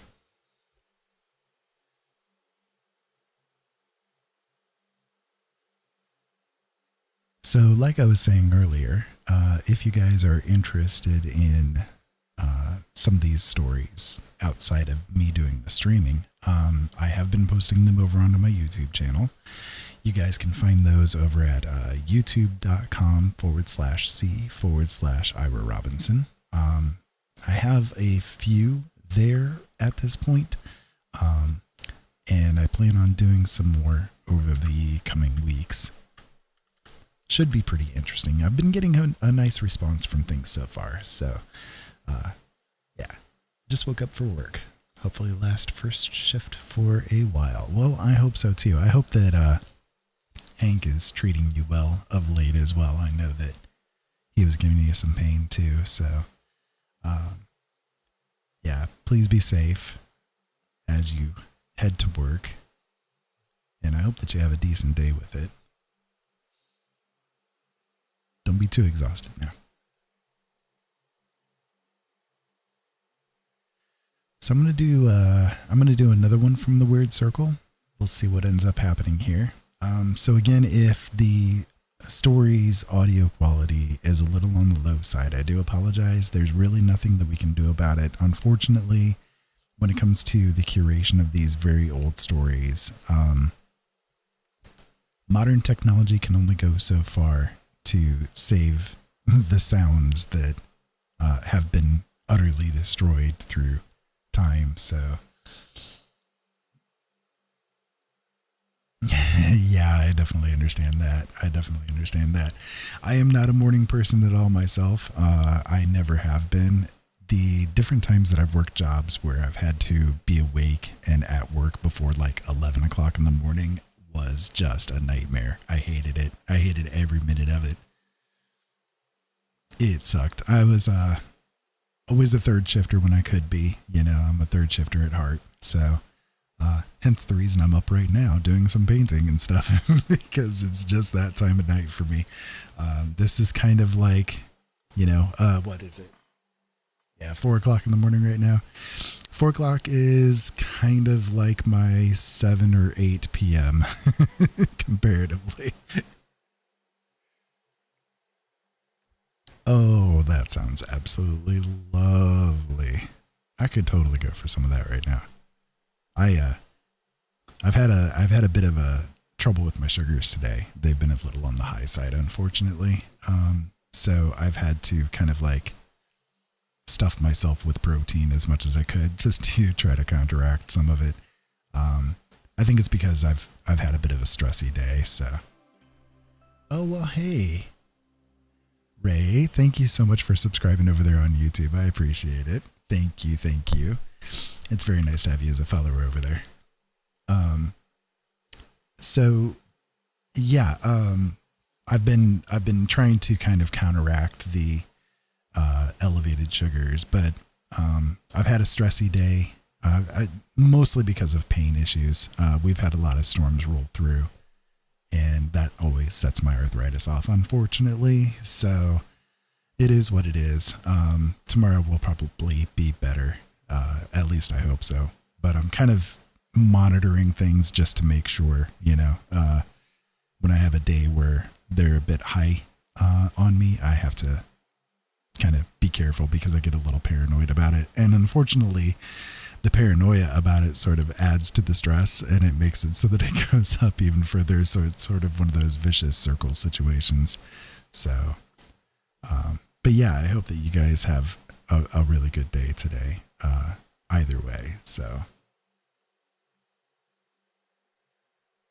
oh, 2 points off. Oh my God. That sucks. I think the best bison that I ended up getting was a silver, or was it a gold? No. It was a gold. But it was like a very low end gold. But I do like hunting bison in that game. It's pretty fun. But boy, they will tear you up if they realize where you are. They will definitely tear you up, to say the least. So, yeah.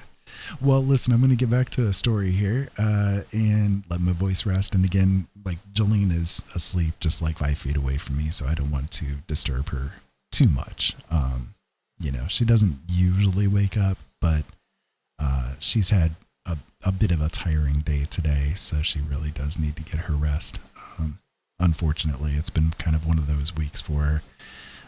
So anyways, so we'll get into another story from the Weird Circle. Unfortunately, the quality on the Weird Circle, all of them are not the best. Like, they're doable. I'm sure you guys can at least understand the stories and everything, but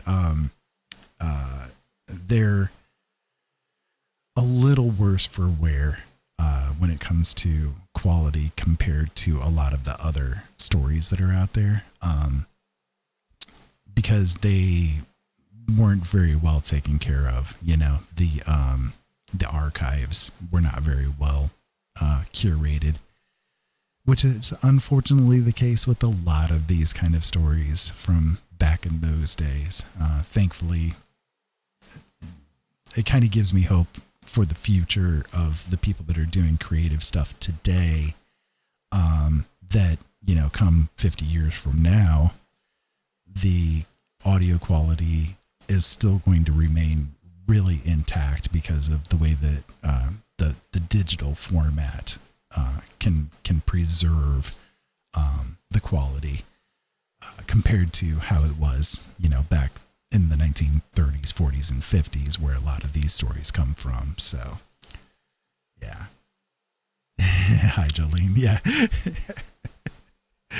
Yeah, definitely trying to keep her from waking up. So anyways, let's go ahead and get into another story here. And if you guys end up having to take off before you hear my voice again, please be safe today. Know that you're loved.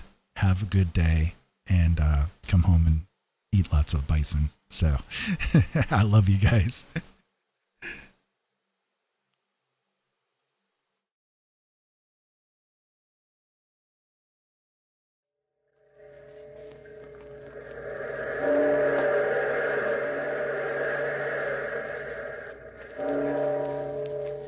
Out of the past, phantoms of a world gone by, speak again the immortal tale. The Red Hand.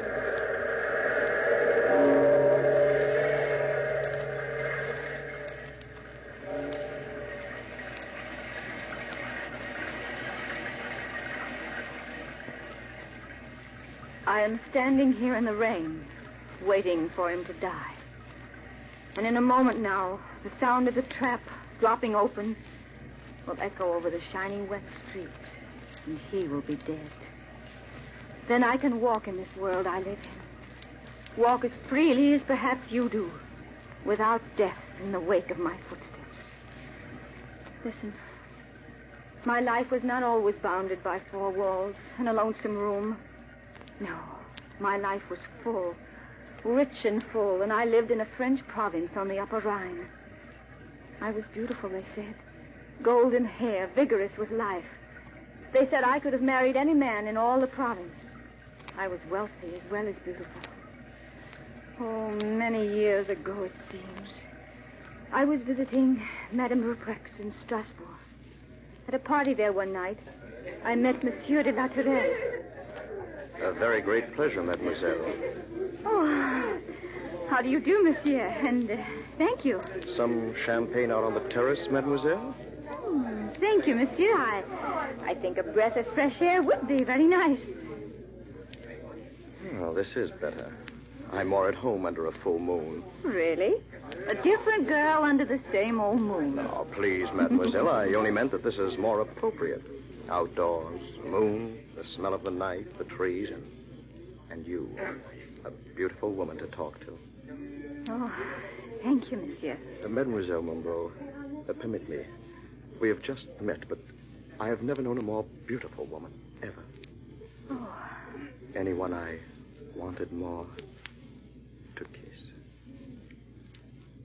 Oh, you shouldn't kiss me like that, monsieur.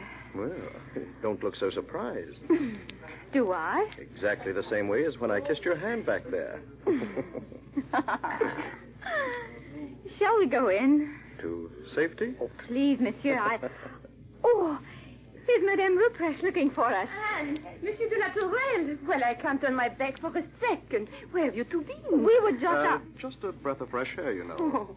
You have other acquaintances for me to meet, Algambo. How did you guess? Come along, monsieur. Au revoir, mademoiselle. We shall meet again.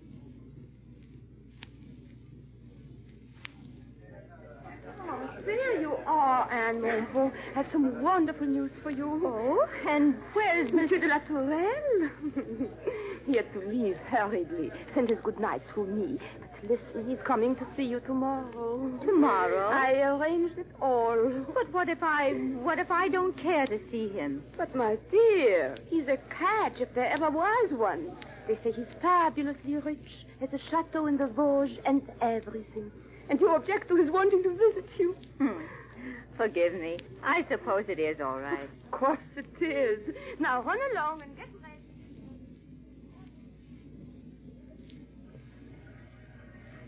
Well, Monsieur de la Tourelle did come to see me the next day. And the day after that. And within a week, he'd stolen my heart. Oh, I was delirious with this new kind of happiness. So we were married. And my husband took me to his chateau, Les Rochers, tucked away in the scenic Vosges Mountains. Oh, those first few weeks were wonderful weeks. And foolishly, I believed they would never end. At first, I only sensed something was wrong. He would leave me alone for days and nights on end. I was not allowed to go outside the walls. The servants spied on me. Neighbors who came for an occasional visit were told that I was ill, that I was unable to see anyone at all. I could not understand my husband's attitude. And then one evening, my only friend, my Norman maid, Amante, told me a letter for me was in my husband's study. It was the first letter I'd received since the first day I came to Les Rochers. It is true, madame. I had no business to look inside the desk drawer, but I did. And there I saw the letter. Addressed to me? Yes, madame. But why? I was told that I'd never received a single letter here. Oh, forgive me, madame, but that is not true. The letter is there. It is that, well, Monsieur de la Tourelle is keeping it from you. But how could he? Why? Amande, you must help me to get that letter. I will, madame, gladly. Now, while Monsieur de la Tourelle is not at home. Quiet, Amande. Hold the light higher. Hurry then, madame, while I close the door. Good. Now this way. Desk is over here. We can get the letter and be gone before anyone... Hold the light higher, Amande. I can't see. What happened? The candle, madame. Oh. It blew out the portiere. Heaven's name, what can we do now? Take the letter to your bedroom. Then bring it back later. No, that would be dangerous. You go get a fresh light. I'll stay here and wait for you. But, madame, suppose he should... Do as I say. He returns tomorrow. Now, hurry. If you wish, Hurry and be quiet. I'll close the portiere. The candle mustn't blow out again.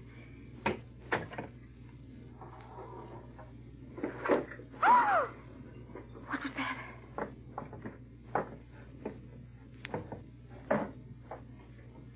Easy there, Lefebvre. Not so much noise. Oh, my husband. Well, we should have buried this man where we killed him. He's heavy. Here. Whoa. Do you want us to be discovered? Fine thing if we had the gendarme from Strasbourg down in the district investigating. I've told you again and again. We must have peace around Les Rochers if we want to carry on our little business without interference.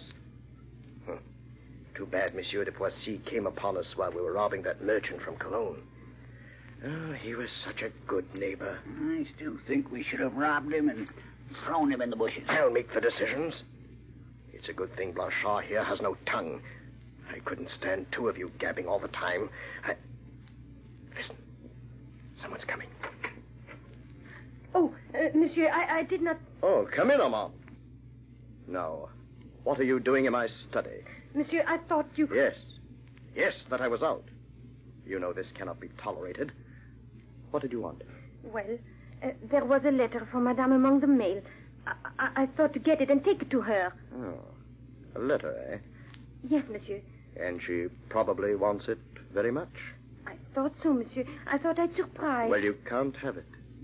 I'll decide whether Madame will or won't have her letter. Yes, monsieur. Now get out of here. And if I ever catch you snooping in these rooms again, I'll cut out your heart.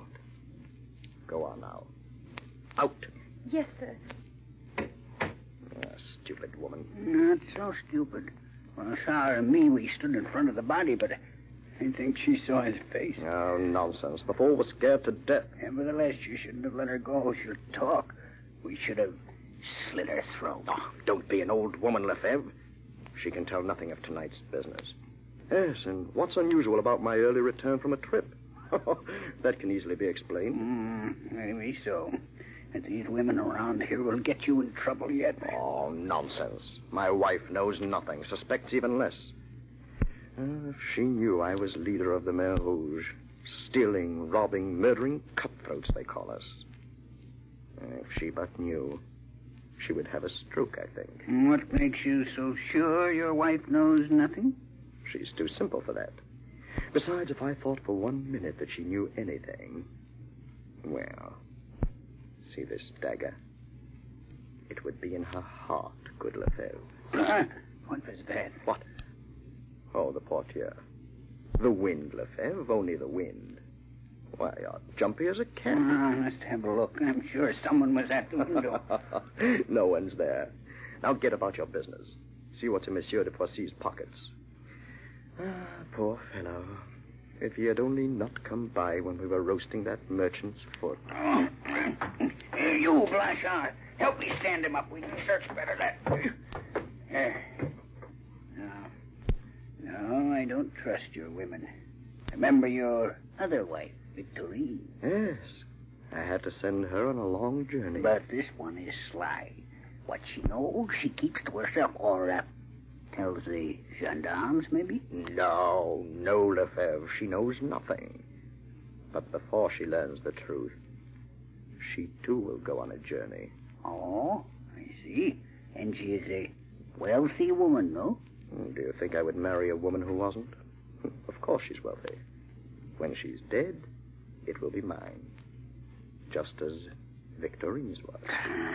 And how will you murder her? I've yet to plan that, but it must be a clever way. We shall see. And now come along. There's food in the galley. But the body? Oh, it's safe enough here. Armand is too scared to return, and no one else knows I'm back. It's all right. Come on, fetch Blanchard. Come on, Blanchard, come on. Did you get a good look at the merchant's eyes when his feet were roasting?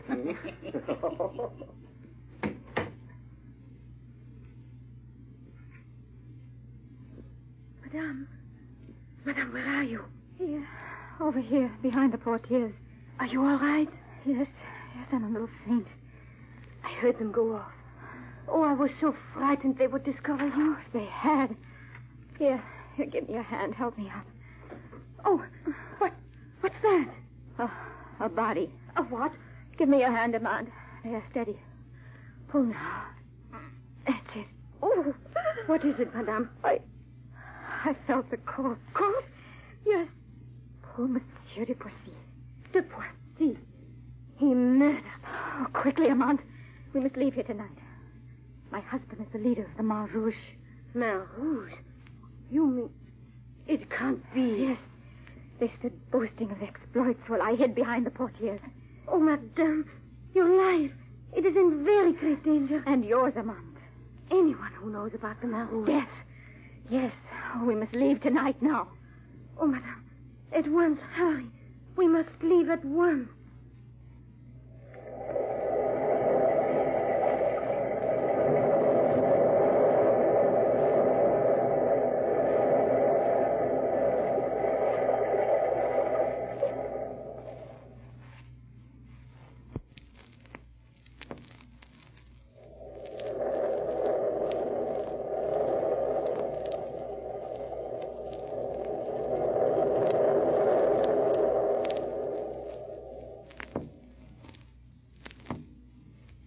We made hasty preparations. Armand packed some food. She even found men's clothing for disguise. As we left the estate secretly, we could hear Monsieur de la Tourelle and his accomplice, Lefebvre, discussing an appropriate burial place for the body. Going by side roads, we struck out for Strasbourg. In the roles of a traveling tailor and his wife. Amante looked the part of the tailor very well, and I had told her to pretend she was dumb and couldn't speak. I dyed my hair and made myself up beyond recognition. Several days later, we were halfway to Strasbourg. It was late afternoon, and needing food and shelter for the night, we stopped at a country blacksmith's, offering to mend clothes in return for an overnight stay. With luck, we will be in Strasbourg in a few days. Once inside the city, Monsieur will never find us. Hush, not too loud. Here's the blacksmith's wife. All going well? Yes, it's close to sundown, though. We could use a light. All right, I'll get there. That's the third time you've asked. Always the same answer. She just won't burn it until she must. What's that? The man on horseback. He's stopping. Can you make out who he is? The gentleman is standing. The blacksmith and his wife are greeting him. Courage, madame. Oh, Amante, it's Monsieur de la Tourelle, outside there. Oh, heaven protect us. What can we do? Courage. Here he comes. You do the talking if necessary. You will recognize I am not the man. All right. Go on with the sewing unless he interrupts us. Here they come. Pray she doesn't fetch the light we asked for. I can get you a sandwich and some coffee, monsieur. Only a bite. Anything I can eat and drink in my hand while my horse is being shot. Oh, 1 minute, monsieur. Oh, tailors. You may be able to help me. Oh? I am looking for my wife and her maid. A beautiful blonde woman and a robust Norman. They fled my house, taking with them money and jewels. Of this last, of course, I care little. But to lose my wife, that is a tragedy. Perhaps in your travels you've seen such a pair.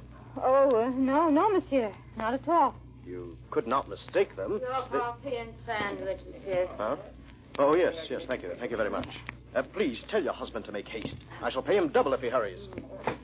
Pierre, hurry with the horse. Monsieur pays double for quick work. Then, monsieur, it is finished. You heard that, monsieur? It's finished. Good. I shall go then. How about the sandwiches, the coffee? Oh, yes. Here. 5 francs. Oh, that is too much, monsieur. And you ate No nothing. No matter. I must hurry. We slept very little that night, and we were on our way early next morning. I'd been forced to sell a rather peculiar ring, given me by my husband, to a jeweler the day before. It was only a matter of time when my husband would stumble onto that clue. So with all caution, we had to hurry. At first, we thought of giving up the idea of going to Strasbourg and of going on to my husband's home instead. But we knew Monsieur de la Tourelle would have spies all over that region by now. It would have been suicide to risk going home. We took a room in an inn several miles from the city. And on the same evening, a Madame Baroness de Roder, on her way to Paris, stayed at the inn. Amante remarked on how closely her features resembled mine, how her long blonde hair could have been mine. I thought nothing more of it at the time, and we retired. But in the middle of the night, voices in the courtyard awakened us. Amante, wake up. Yes. Is it time to go? Shh. Someone's coming up the stairs. It sounds like Monsieur de la Tourelle. He's outside. Oh, I shall scream if he comes in. No, Monsieur Latourelle, that is not the room.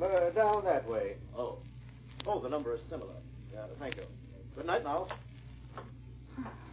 We must get out of here. Now. No. If we went without paying, the innkeeper would remember us. He would throw suspicion on us and we'd stay. But he tried to come here. No, he didn't. It was a mistake. He was looking for another room. You'll see I'm right. I hope you're right. I hope.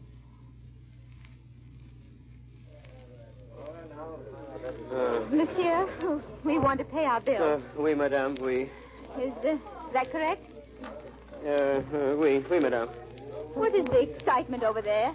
Oh, have you not heard, madame? No. That poor young lady, Madame the Baroness de Roder, was murdered in her bed. Oh. Yes, it happened during the night. When she did not rise at 10, her maid went up, and there she was, a knife in her heart, with a little note stuck to the handle.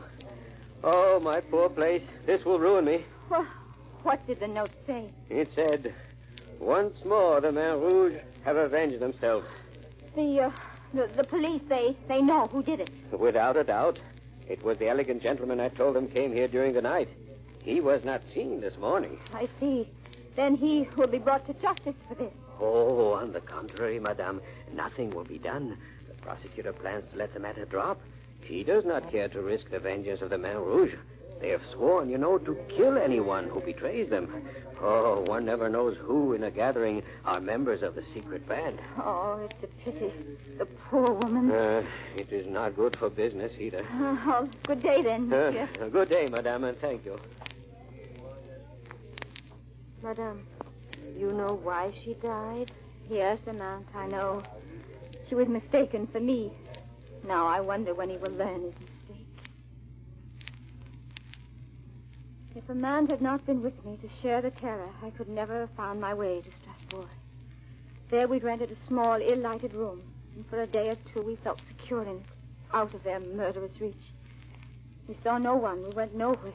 But at last the time came when our money was gone, and Amant went out in search of a job. When she returned... Madame, the pay is not much, but it will help until you can get some money of your own. These people you're to work for, they sound like good folk. You should be very happy. I won't see you every day. Oh, Amant, how can that matter? But it is not that which worries me. Well, then, what is it? I had some trouble today.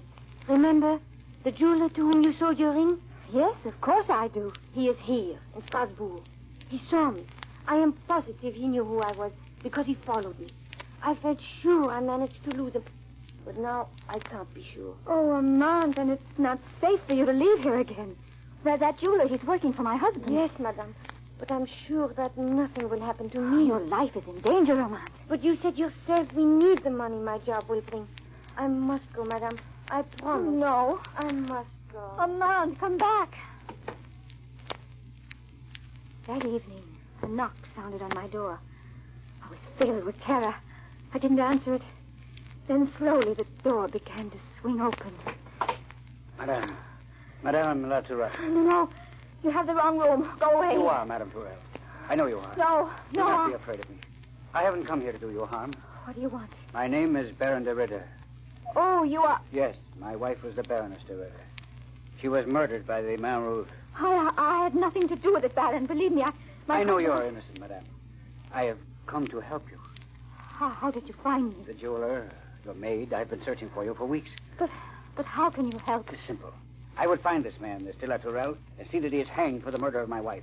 He's in hiding. He has many accomplices. Only you can help me find him. But how can I do that? Your husband knows now that it was not you he murdered, but my wife. He would find you if he can and kill you, too. Yes, it is my life. He wants my silence. Then we must seek him out before he can find you. But how? What could It would mean risking your life, madame. Perhaps even death. Perhaps death would be better than this hiding. What shall I do? Then you will help me. It's very simple. All you must do is leave this room and walk about Strasbourg. Someone of the Main Rouge will see you. You'll report to your husband, and then he will come out from his hiding place to kill you. And if he succeeds... I will take every protection to see that he will not succeed. But there is still the risk. Before you answer, madame, I must tell you. Yes? Your maid, Amand. Tonight she was stabbed in the heart. Oh, Amand. Poor Amand. Now, what is your answer? I will do it, Baron. When do I start? There is no need to wait. Tonight, madame. Tonight. All of Strasbourg seemed silent. Sleep that night. And even the air was still with a solemn hushness. I walked along the dark streets. The flesh on my back crawled with terror. For constantly I pictured my husband creeping behind me to strike. On and on I went, forgetting to feel tired, forgetting everything except that soon it would be over, one way or the other. Any moment might bring death, or a free life. The night grew cold. Now and again I turned to look back, searching the shadows for even a glimpse of the Baron and the gendarmes who were following me. Never once did I see them. I could have sworn they were not there. I turned the corner. Monsieur de la Tourelle. Yes, it is I, Anne. That knife, shining in the light. You're going to kill me. Yes, I'm going to kill you. Gendarme, seize him. There, Monsieur de la Tourelle. Your murderous career is over. Gendarmes, take him away.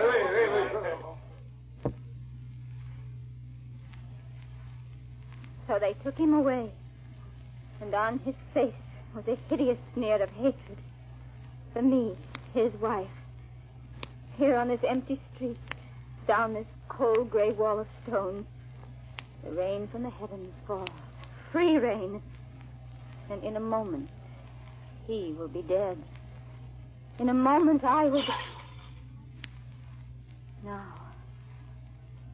Now it is done. I'm free at last. Monsieur de la Tourelle, my husband. Oh, if I could have helped you. If you had wanted my love or my help. Poor Monsieur de la Tourelle. Poor man. You did not really live, for you never knew the happiness of goodness or the serenity of kindness in your soul. So may you feel the sweet, free rain upon your heart.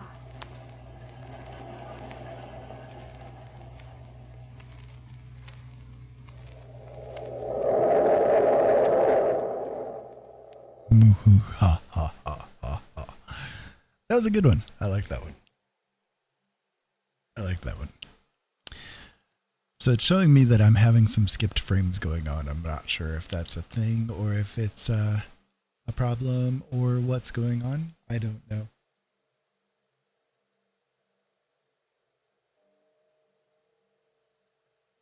We shall see.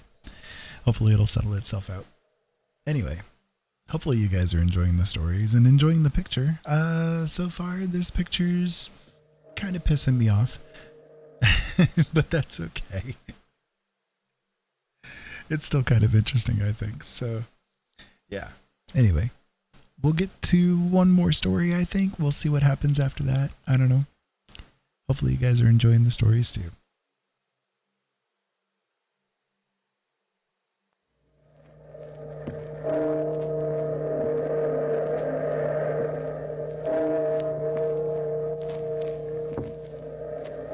Out of the past, phantoms of a world gone by, speak again the immortal tale, the haunted hotel.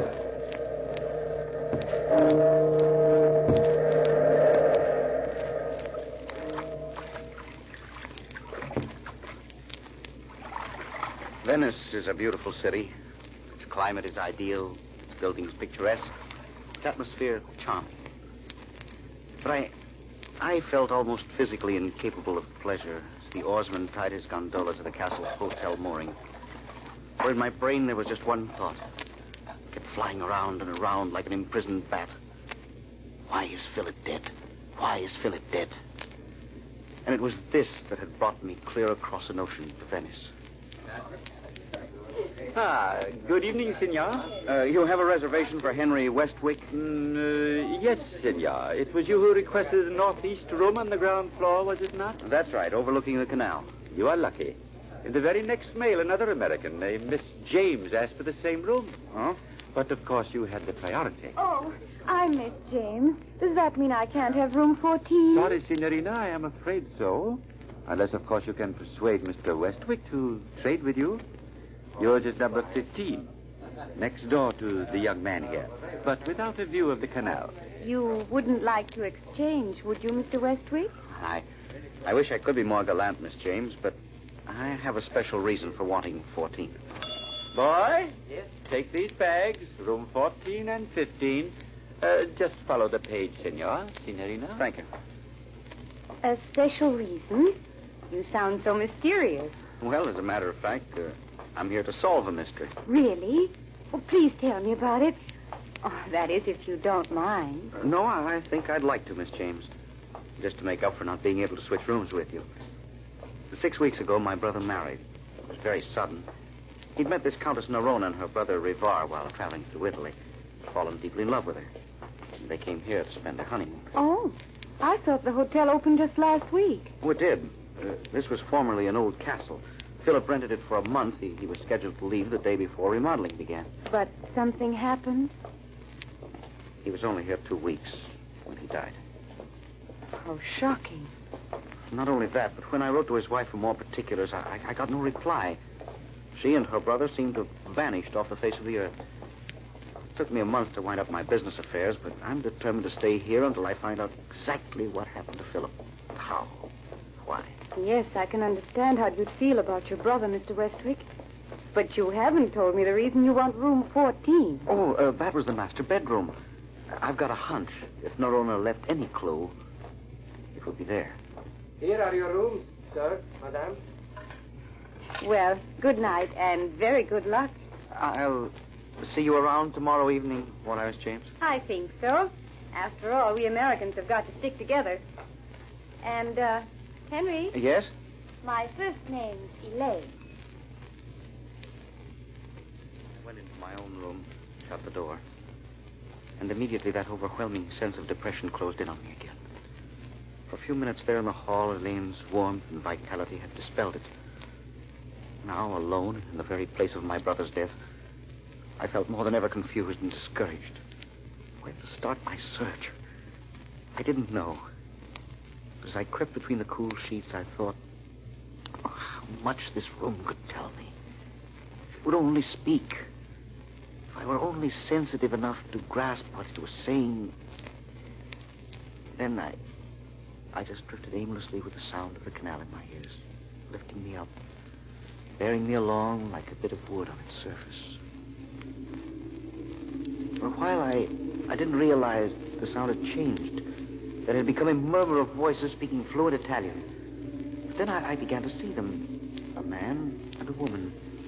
Their images were slightly distorted, like an improperly focused motion picture. And even through my dream, I knew I was outside the scene, invisible to them, an audience of one. How can you ask that of me, Rivar? You're my brother, the only one on earth I care about. How can you ask me to sacrifice myself to that unattractive boor of an American? Do you think I'm unaware of your feelings, Nerona? That I'm totally blind to how much it repels you? But what can I do? They're after me again for my gambling debts. And those men are vicious, completely unprincipled. Why, killing me would mean as little to them as snapping a toothpick. And surely you don't want my death on your soul. Oh, please, Rivar. Don't try to work on my sympathies. You sound like such a fool. But, Nerona, he's not an unkind man. Didn't he lease this castle for us and let us move in just on the hope that you'd marry him? Keep still, can't you? Very well. I shall send Westwick a note by messenger saying I accept his proposal. What's today's date, Rivar? It's the 16th. December 16th. And thank you, Nerona. I don't know which happened first. The screen going blank or my mind refusing any more of the vision. But suddenly I found myself sitting up straight in bed, my eyes wide open, my hands digging convulsively into the quilt on each side of my sweat-soaked body. Oh, a horrible nightmare, I thought. And perhaps I could have accepted it as such, except for one thing. In the dream, there had been a wastepaper basket near Nerona's desk, with a newspaper lying on top of it. And while I could not see the Countess nor her brother clearly, the date of that paper had been quite plain. December 15th. And my brother had written to me that his fiancée was so eager for their marriage she had inadvertently dated her acceptance a day ahead. That detail had left my mind completely. Could this dream have been an extension of reality? Emotions undergone so vivid they had left their impress on the walls to be returned to whomever would receive them? I did not sleep much the rest of the night.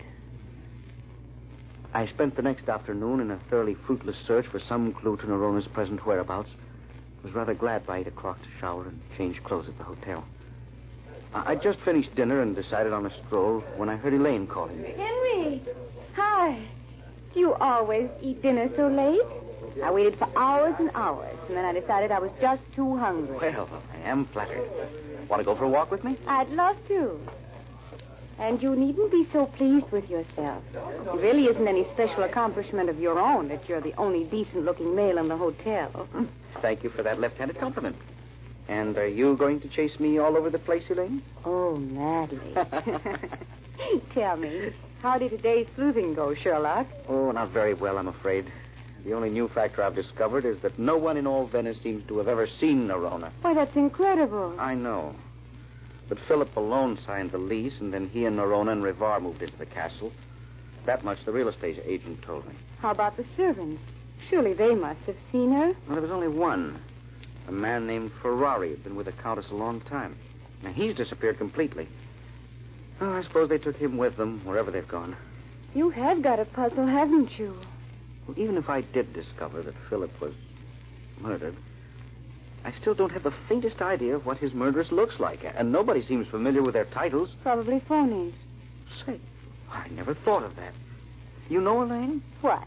I'm not sure, of course, but there really may be something under that hair. Why, you... Ouch. And I shall wear my brass knuckles in the future. Madam, please, I have a very delicate stomach. Did you hear the sound it made when you belted me? Idiot. That was my bracelet. See? 6 tiny sleigh bells on a silver chain. Oh, well, I thought that they only put sleigh bells on horses. Oh, you... Ow. Maybe we'd better get back to the hotel before you really get angry. Then you'll have to carry me home. I've never met a girl like Elaine before. Pretty, intelligent, with a sense of humor, all at the same time. It was with the greatest reluctance that I finally consented to our saying goodnight, to making her promise that she'd see me next evening. But was that the only reason I wondered? Was I afraid that I might have another dream? I pulled the cover up to my shoulders. And almost instantly, as if it had been impatient for my coming, the dream began again. I can't stand him any longer, Riva. Not another day.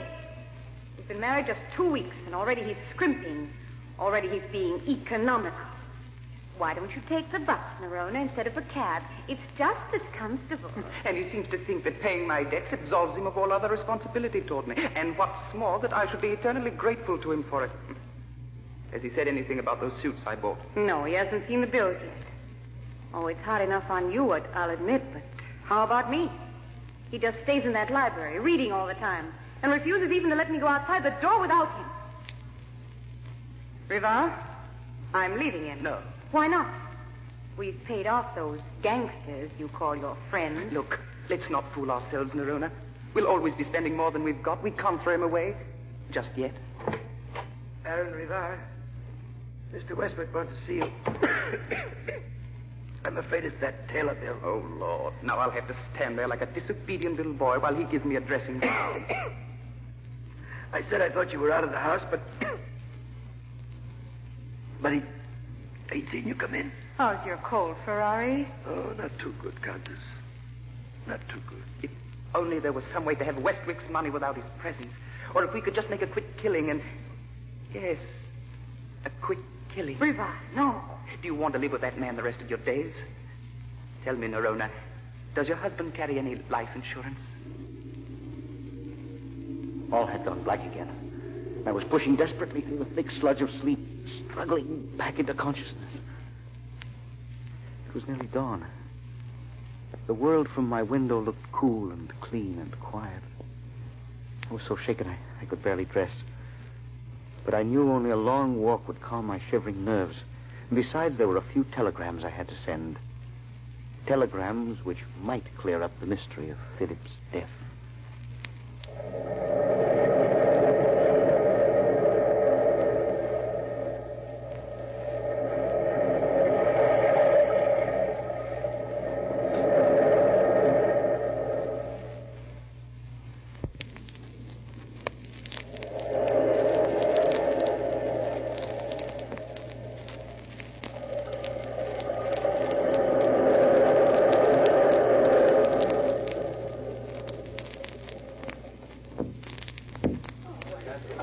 The day went well, incredibly better than I'd hoped. And yet, getting my key from the desk that evening, I realized I was right back where I started. I walked down the corridor and hesitated in front of Elaine's door. Should I knock and say hello? Or wait till I was dressed for dinner? And that problem was quickly solved. Good evening. Well, How did you know I was here? Well, ours are the only rooms at the end of this hall. I heard you walk by and stop, and no sound of the key. For a moment, you had me worried. I thought you were psychic. Oh, I am. Didn't you know? I'm the seventh daughter of a seventh son of a seventh son. They slipped me in because they thought they were getting in a rut. Really? Oh, then I don't have to tell you what I found out today, do I? Oh, you know it already. Oh, come on inside, you horrible creature, and stop keeping me in suspense. Now, tell me all about it. Well, I feel like a pawn in a chess game, Elaine.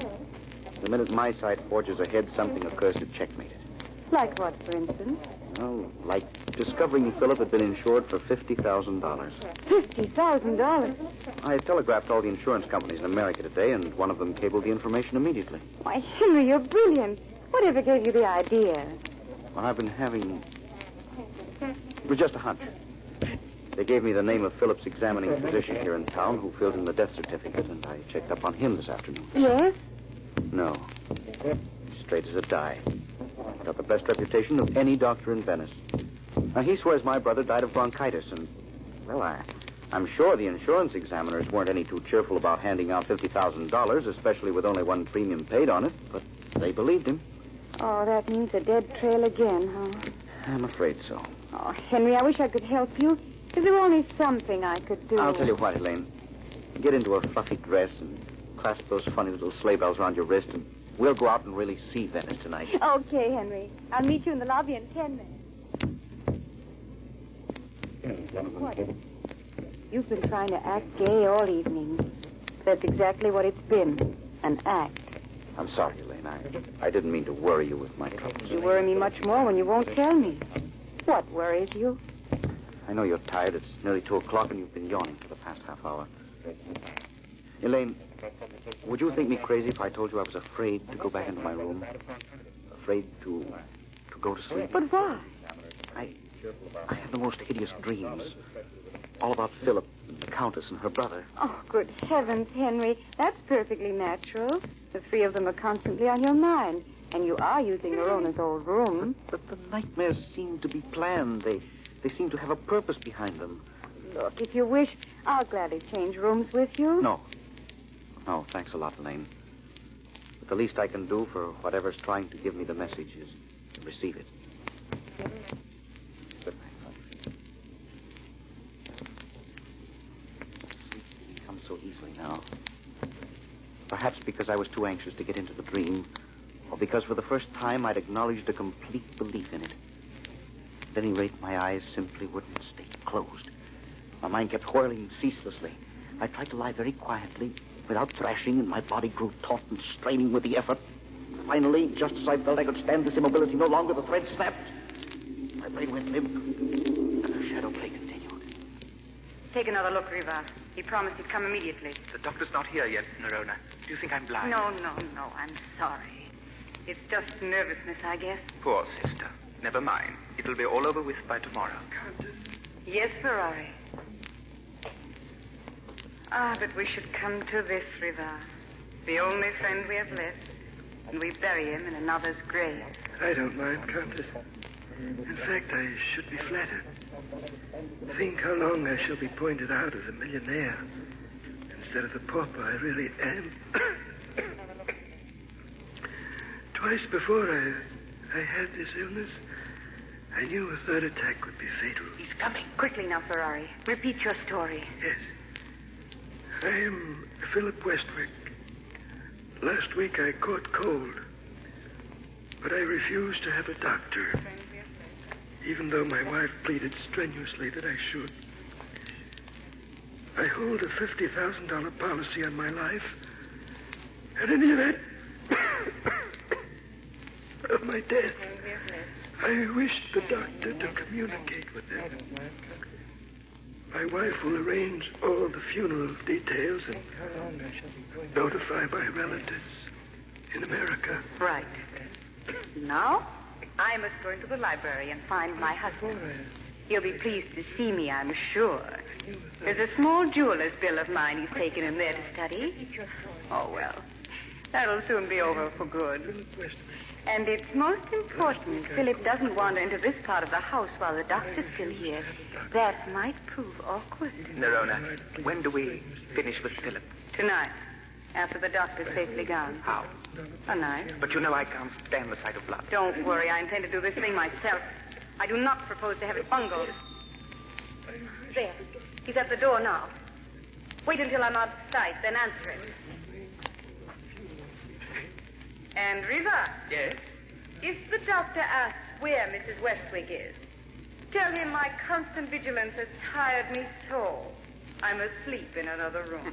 Very well, Nerona. Very well. The tableau faded slowly before my eyes. And try as my subconscious would to call it back, make it unreal further for me. The curtain remained stubbornly closed. I didn't wake after this dream, as I always had before.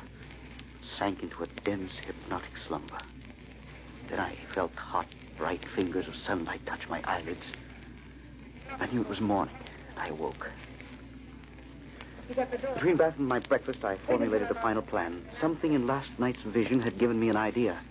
It was just a little lead, to be sure, but everything else had turned out in blind alley. So I had to try it. I was sitting on the floor in the library, surrounded by books, when Elaine walked in. Oh, looking for someone, lady? What? Oh, Henry. Is this where you've been all afternoon? I just came in to get a magazine, because when you're not around, An it idea. sounds so boring. Just a little lead, them kind words, sure, but everything can add them to my bill when I leave. What are you doing? This another clue in the case of the missing countess? Or have you simultaneously lost your mind and found a new variation on paper dollies? It's a clue, I think. Well, sit down here. Make yourself useful. All right. Now what? Well, look through this pile of books and see if you can find a bill or a letter. I have reason to believe Nerona bought some jewelry. So what? All women buy jewelry. Even I do. If we can find out where she bought it, we'll be able to get her description. See? Oh, of course. What a dope I am. Well, I never argue with a lady. What? If the bill's not here, it won't matter too much. I'll canvass every jewelry store in Venice till I hit the right one. How come you're so sure of this angle, Henry? Did you find out something new? Well, I had a dream about Nerona last night. Oh, well, tell me, Henry. What does she look like?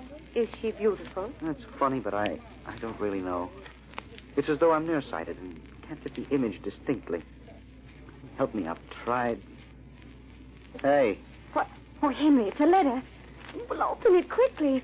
See if it's the one we want. It is. A bill made out to Philip for 3,000 lire. Oh, Elaine, this is the break. This is the opening wedge. I've got a hunch that from now on the mystery's going to crack wide open. I'm going to phone this jeweler for an appointment. I don't want to be a killjoy, Henry, but it says on the bill, store hours from 10 to 6. It's nearly 7 now. Oh, well, it doesn't matter. I'll go tomorrow. Tonight we'll celebrate. We'll have truffles and nightingale's tongues and champagne. The works. Anyway, Henry, we'll have the champagne. Late that night, when we returned to the hotel, I felt more than ever that at last I was getting to the root of Philip's death. I crept into bed. I could wait for the dream calmly now, because I was no longer running around in circles, right at the threshold to my brother's vengeance. I recognized the corridor outside my own door, and Rivar and Nerona walking softly toward it. You're sure you can do it? I'm not afraid. I'll go through with my end of it. Just be sure you don't mess up yours. Remember now, the biggest wine cask you can find in the cellar, and so a wide enough hole in the top so the body will go through. Have you got the knife? Of course. Now go, for heaven's sake. You make me nervous. I watched her. With an icy, agonized horror no earlier dream had produced. She stealthily opened the door. I could see Philip at the window, his back toward us, gazing out over the canal. I didn't seem to hear her footsteps sliding across the floor, coming nearer and nearer to him. I wanted to shout, scream at him, warn him against Nerona. I knew I was just a spectator, watching a hideous motion picture, and I could not change this ending. She stopped then, motionless, just in back of him. I saw her hand come up slowly, with a sharp, slender knife, the blade glittering up brightly as the bracelet on her wrist. Just as it started downward for the final thrust, I heard a familiar sound. It was then I realized the dream had dissolved and that I was gazing up at reality. I grabbed her hand. Oh, oh, let me go. Elaine. Oh, it was you. Let me go. No. Knifing one member of the Westlake family's quite enough. Countess Nerona. One moment more and you'd never have known my identity. Yes, I would. I'd seen your hand. With a knife. With a sleigh bell bracelet. So, that gave me away, did it? The last thing your brother ever paid for, alive, Henry. If you had not found the bill for it, I shouldn't have tried to kill you tonight. No. When would you have tried to kill me, Countess? Perhaps never. I liked you, Henry. Riva and I learned of your arrival from the shipping news while we were at Milan collecting Philip's insurance from the branch office there. I followed you, of course, to make sure you discovered nothing. However, we were both unfortunate. Especially you, Nerona. Walk in front of me to the telephone.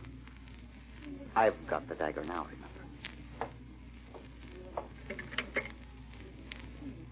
Night clerk, will you please call the police, tell them there's a murderess in room 14?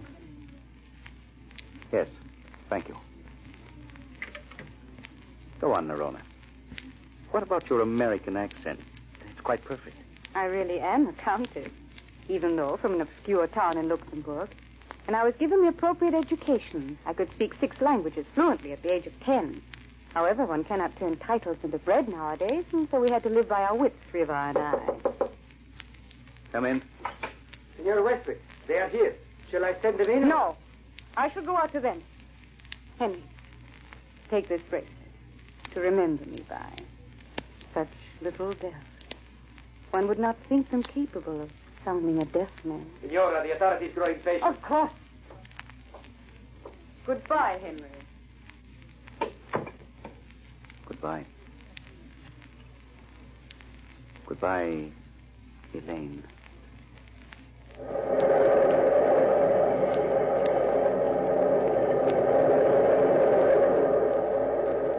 From the time-worn pages of the past, we have brought you the immortal story of the Haunted Hotel.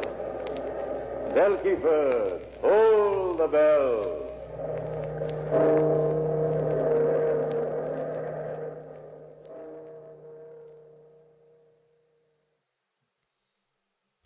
Well, that was quite an interesting little story. I liked that one. Nice little twist at the end. Well, listen, guys, I am suddenly feeling quite brain dead and very tired. It's probably because of the whole sugar issues earlier. It's probably trying to reset itself a little bit. That happens. It's an unfortunate thing, but, you know, what can you do? So, I didn't get much done as far as, like, finishing any paintings tonight goes. However, I did some experiments with a few different things that I haven't tried before, and I kind of like the results. So, I'm going to use those from, like, this point forward, basically. So, you know, anytime that you can learn something, even if you have technically failed at what you were shooting to do, I don't consider that a bad time investment, you know? And either way, it was a really good opportunity for me to be here with you guys. And I hope that you have enjoyed it too. So, with that in mind, I am going to go ahead and raid out over here on Twitch. For those of you guys that are watching on YouTube, it's going to end for you suddenly. But I appreciate all of you guys being here with us tonight, gabbing and enjoying the shows and enjoying the paintings and all that kind of good stuff. I really deeply appreciate it. I'm very aware of the sacrifice of time that people make when they come to my channel and spend time here. And I want you to know that it is not unappreciated. So, I hope that you guys are safe and sound and secure, and you're eating and you're drinking and you're getting all of your goodies in. Don't forget to take your pills. Don't forget to wash behind your ears and all that kind of good stuff. Right, exactly. I'm glad that you're enjoying them. Definitely. I'm liking doing them too, and being able to come on here, and kind of gab here and there. I have a lot of fun with it. Kind of reminds me of back in my radio host days, coming back on and just being gabby and that kind of stuff after the little breaks. So, yeah, anyways. So we're going to we're going to go to somebody that I've encountered, and I have been following them for a little bit. Bull recommended them. It is Feathergun33, and they are currently doing Valheim. And I always like supporting the Famheim, even though I don't play the game very often. I do play it here and there. And the Valheim family, even though I don't stream it, has really been a big supporter of my channel as well. So I like to make sure to support them whenever I can. So let's go ahead and raid out over there. And in the meantime, I will probably be on again tonight. Well, tomorrow, 24 hours from now, whatever you want to help, whatever you want to call it. I'll be on again either way. So, yeah. I love you guys. Keep yourself safe. Keep yourself sound. And take good care of each other.